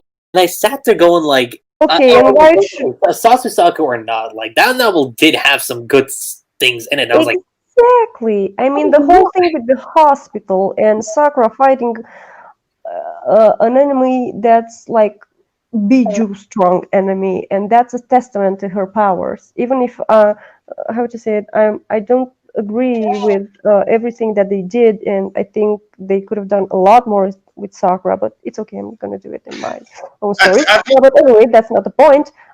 She did do a lot of worth to mention and show stuff, and for some reason people are still buying this crappy treatment, and I'm like, why? You get the bare minimum and you pay like loads of money for it, and it's like, Yeah, and people keep saying that, wow, look, Sakura's so respected. Dude, no, she's not. I'm sorry to tell you, I mean, I love her. She's my favorite character of such a long time when it comes to Naruto, and not only Naruto, because anyway, but she's not. I mean, the reality is that she's pretty not so nicely treated, so to speak. it reminds me a bit of the editors for Spider-Man over the years, in which they tried everything to get rid of the Peter and MJ marriage that tried to bring up oh, Spider-Man. don't remind me. It's Don't like, remind that. Don't even talk about that. I read that month to month. I gave up on comics for years. After that, I was like, nope, this isn't happening. Nope. but it's kind of similar to that. You pretty much have a studio and let's see, from the looks of it, Jump Editorial that has a grudge against this character just because they favored this side character. And it seems like they Yeah, can't make the side character look good now because apparently fans in Japan hate her so much that they don't buy the merchandise for her. They don't really do. They give Sakura the barest minimum. It's probably why that Shin versus Sakura fight is probably going to be the last thing you're ever going to see. See, talking about like what would be going on behind the scenes, this would make a great documentary. Like the ins and outs of like what happened during like the story of Naruto and whatnot. oh, it would have been nice. I know Yeah. there was this tweet. I know I have an article on my blog, and I know that back then I had someone who showed me the tweet, but I wasn't gonna stay and save everything because I didn't knew that over the years it's gonna become this battle of, oh my god, show me or stuff like that. And I knew how crazy people were back then, and that they were actually gonna track that person. So I'm like, nah, I'm not gonna do that. But I don't know if you guys remember, and of course I don't know how true it is, but it makes, if you kind of like put aside a bit its truthfulness, I mean, take it with a grain of salt, but analyze a bit what it says. It kind of goes hand in hand with what subtly Kishimoto has been saying in his interviews. I mean, I remember that tweet where they said they have someone working for Shusheya or whatever the name is, saying that the editors hated Sakura and kind of pushed Hinata in front. So they kind of started this anti-Sakura campaign, and they kept showing people, Kishi, sorry, fans from Hinata fans who were saying that they hate Sakura and everything, and that's why Kishi decided to go with the Naruhina and Sasusaku ending instead of the Narasaku one. Okay, you can doubt that, but if you go a bit in time, back to Jump Festa 2010, Kishimoto does say at that point that people have been telling him that Hinata's popular, right? that Hinata would make a better heroine than Sakura. But at that point, he kept, his fighting spirit, and he said that he believed that inside Sakura does have the qualities of a heroine, and she's going to show that more. I remember that. Yeah, he did say that. Yeah, that was case number one. Then comes the interview with Kobayashi back in 2014 when the series ended. Ended. Yeah. And I know that at some point they do go on the topic of Sakura and her popularity and everything. And he does say, and there was a video, and I'm so sorry I didn't save it, because today I was like, look, this happened. But anyway, the interview is out there. I also have it on my blog. And he does say that he kind of regrets Sakura's character because it only, kind of like brought him sadness and everything, because no matter what he tried to do with her, people were just growing their hate on her and everything, while Hinata's popularity was growing, doing nothing basically. So if you compare these two interviews, which are definitely sure and true, to what was supposed to be a rumor, you would kind of see like, kind of they match. The point is that it makes you wonder if that is true, because we know the hate was true and the mail were true. It makes you wonder if that hate wouldn't been, so spread and didn't get to him, and people would have left him, would have let him run the story the way he wanted. How would have this story been, It makes me wonder how Naruto would have been like if it wasn't as popular as it was. And I think that's True. what kind of did it. See, True. one thing I think that the studio area and the editors forced Kishimoto to do this, and when he agreed to it, one thing I don't think they expected was the amount of backlash they got, because I've chatted to Retrospective Greg, and I've seen his videos of the Rise and Fall of Naruto, and he talks a bit about how the backlash happened. And one of the on the thank you of the Naruto page, it's been deleted now, but one of the comments he remembers here was from a father with like two girls, and he says like, You have left me and my daughters a bad message. We are done with you and your work. Apparently that seems to have affected, and apparently it was full of comments because, well, it seems like the studios had all this mind of like, oh, these two pairings are popular, we'll have them and stuff. But it turns out that they weren't as popular as they thought they were. No, they weren't as popular as they thought. They were just louder, because that's why I was saying earlier, it was the silent majority and the loud minority who made it look like they were the majority of the fandom, but they weren't. Because if they would have been, Boruto or whatever would have been today, continuing the story, would have been just as popular, but it's not. It's not anymore. I mean, I've actually, for my own curiosity, kept checking, stuff about, Boruto to see how it works. And recently, it's like number 7 on ratings. Yeah, ratings on television, something like that. Whereas Naruto was number 1, always. Maybe if it wasn't number 1, it was number 2, because One Piece, there was always this thing between Naruto and there's always like Gintama and Bleach as well, I think. And from what I can tell, the volume sales with each new volume, the sales have gone down. Exactly. I mean, you cannot ignore those things. And I think one thing it's also to say is that Boruto moved from Shonen Jump's main, publication to its spin-off V-Jump, which is for the video games and all that stuff. So that also tells you, I think it also tells you something. But from what I understand, manga in that area doesn't get cancelled, but it's like the editors and all that stuff are too stubborn to let it go, but hey. Probably it's because, I mean... It's probably the name itself. That's probably what it's like. Oh, it's a Naruto continuation. We can't simply just end it. Yeah. But yeah.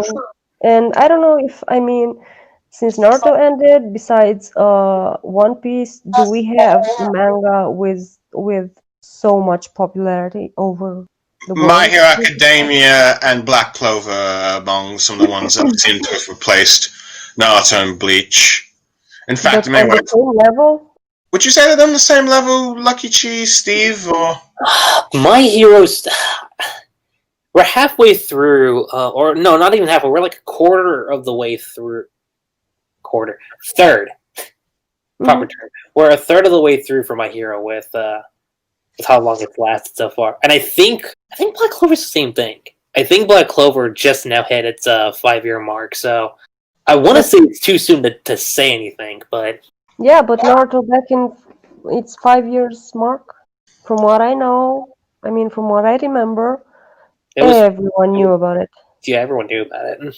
I mean, we had forums over forums and social media, and everywhere you turned around, there was something about Naruto. I mean, Well, at first, it was that, and also just the fact that like there were like I don't think we had as much like anime content back then like we did now. So I think that's the other thing that did it for Naruto also was that. was it though? I don't. I mean, I'm trying to talk this out. I'm not saying it is like that. Because I'm trying to understand the perspective globally. Because from what I remember, for example, we here in Romania at least, we did have other anime. At that point, we had what's it called? Because I wanna see it. Shaman King? Yeah, we had Shaman King going. What else? Was Kenshin there? Kukoro Kenshin. Am I saying that right? I think it Karoni was. Kenshin, yeah. Kurala, whatever. Yeah, sorry about that. I think we do because it sounds, it sounds familiar, and it's funny because the only one I was actually following at that time was Shaman King, and I was not into Naruto at all. I think I also told you this story that it was my ex's brother that kind of like, come on, let's look, this is this anime, which is so cool. I'm like, dude, no, thank you. And then I was like so hooked. So that's what I mean, because at least here in Romania, we did have some contestants, so to speak, but everyone was just over and over and over and over with Naruto. Yeah. I guess for My Hero, you could say it's similar because, and I know what it is. It's the whole superhero concept. That's what gets people drawn towards it. Is that Oh yeah, because superheroes are so popular due to the last decade. thanks to the MCU, yeah. Well, and DC. Okay, I can't discredit them, but yeah, like My Hero for sure. I don't know about Black Clover. That's the one where I'm kind of like people know about it, but I don't think they talk about it as much as say My Hero. Fair enough. I gotta admit, I did saw my posts on my Tumblr and stuff like that over the internet, generally about My Hero Academia and Black Clover. Not so much. I know about it from a few years ago after Naruto ended, because they're making these announcements on what mangas are gonna follow up after Naruto and stuff like that. So I know Black Clover was in there, and the whole concept, at least the description, made me go, maybe this would be interesting to read one day. But I'll say this, chat. Like it's actually doing a lot of things that I kind of wanted Naruto to do as a series. yay! So I must read it at some point. Well, I do, and I mean, for me, although Naruto is not a story I would recommend, to be honest. I do have to admit that it had some pretty deep points at some point and dealt with them pretty nice. But the thing is, the ending, man, made it so bad. If it Sadly. came to me, I would say like I would definitely recommend part 1, but the second you had part 2, I'd be like, let's have a discussion about this because that's. I would probably recommend it up to pain arc, and I'm like, if you want to save your brain, just stop. From there, just stop. Yeah, It's sad though, because Naruto was great. it was. And in a way, I used to kind of like, judge Kishi for whatever he did, but now, after years of just taking a breath from the fandom and everything, I'm like, well, maybe he's not that. I mean, sure, I do hold him accountable for some things, but I know that in the background, so many things could have happened to lead him to this decision that I don't blame him that much as I used to do. I Yeah, mean, I'm the same way. Like back then, like I had a similar approach, and then now I'm kind of just like, you know, I don't Oh, really maybe. want I him to remember say. once calling him a hack or even Mhm. sexist at some point, but you probably wouldn't say that now. It's a bit of anger. Same, to be honest, because I mean, he did, from what I saw, I mean, back in 2010, he talked so nice about Sakura, and you could see he was actually trying to build her up towards something, and there's a rupture at some point, and you're like, what's happening? But then, if you kind of like go along with the timeline and with the interviews and stuff like that, and you think it through, it kind of shows off that kind of was forced here and there, maybe. Because, I mean, I look, for me, the ultimate discrepancy, so to speak, is the way he portrayed himself in the interviews for Road to Ninja and the way he was, for example, at New York Comic Con or stuff like that, basically after the series ended. I remember when I saw the interviews for Road to Ninja, he was so open. You could see him basically glowing and being so happy and talking about Road to Ninja and its narrative and what he wanted to do with such a light heart. And he was just overall very, very happy about it. But then, and the what's interesting, it's because how should I say it? You can say those things, but maybe your body language says otherwise. But no, the body language matched what he said, and everything was, in synergy. But then again, after the end of the series, if you even look, I know I saw the interview with Kobayashi before it got taken down, and only the written part remained on Wikipedia and other stuff that other places that saved it. And then at New York Comic Con, you just see him. He's kind of closed off, when he talks about the series, and you cannot sense the same vibe he used to give back in Road to Ninja of just being overall happy and content with his work and stuff. And he's just, like I said, overall closed and like, I don't know, not necessarily ashamed, but when you're not okay with something, that it's just you can feel it and you can say it, you can see it actually on a person. Yeah, You have any comments, Steve? So for the most part, in total agreement. And really, that's I don't know why I would disagree. Otherwise, I wouldn't be a Naruto fan or a Naruto fan. Yeah. Careful, guys, we got a Naruhina fan in our midst. And I guess we've run out of things to talk about. Yes. We've literally been, oh god, 4 hours. Yeah, well, we could end with how everything ties together in the end. yeah, And I think yeah. that That's the last part about this whole thing. How it all tied together in the end. basically, in my opinion, what we all discussed here is just it would make things tie in the end in a cohesive and logical and true to itself, true to the story. And thematically too. Yeah, because it's one of the things that the story lost on its way. It's the coherence it had. It's just everything was all over the place. Initial laws, so to speak, of mechanics, world mechanics, were just thrown away. I don't know. It's sad because we all followed the story for a reason, and then to see all that represent all that was that story just being thrown away, it's sad. But I think if those tweaks would have been made, we would, I don't know, still have Naruto content even today, or even if we didn't have content because poor Kishi, Jesus, I don't want to imagine how it is to just work so many years without a pause. I think I'd go crazy. um, to be honest. But it's just to see it going down the drain like that. It must be sad. But if those tweaks would have been made, like I was saying, and stuff, I think everyone would have just kept Naruto in their mind with rather like a nice series to remember it by.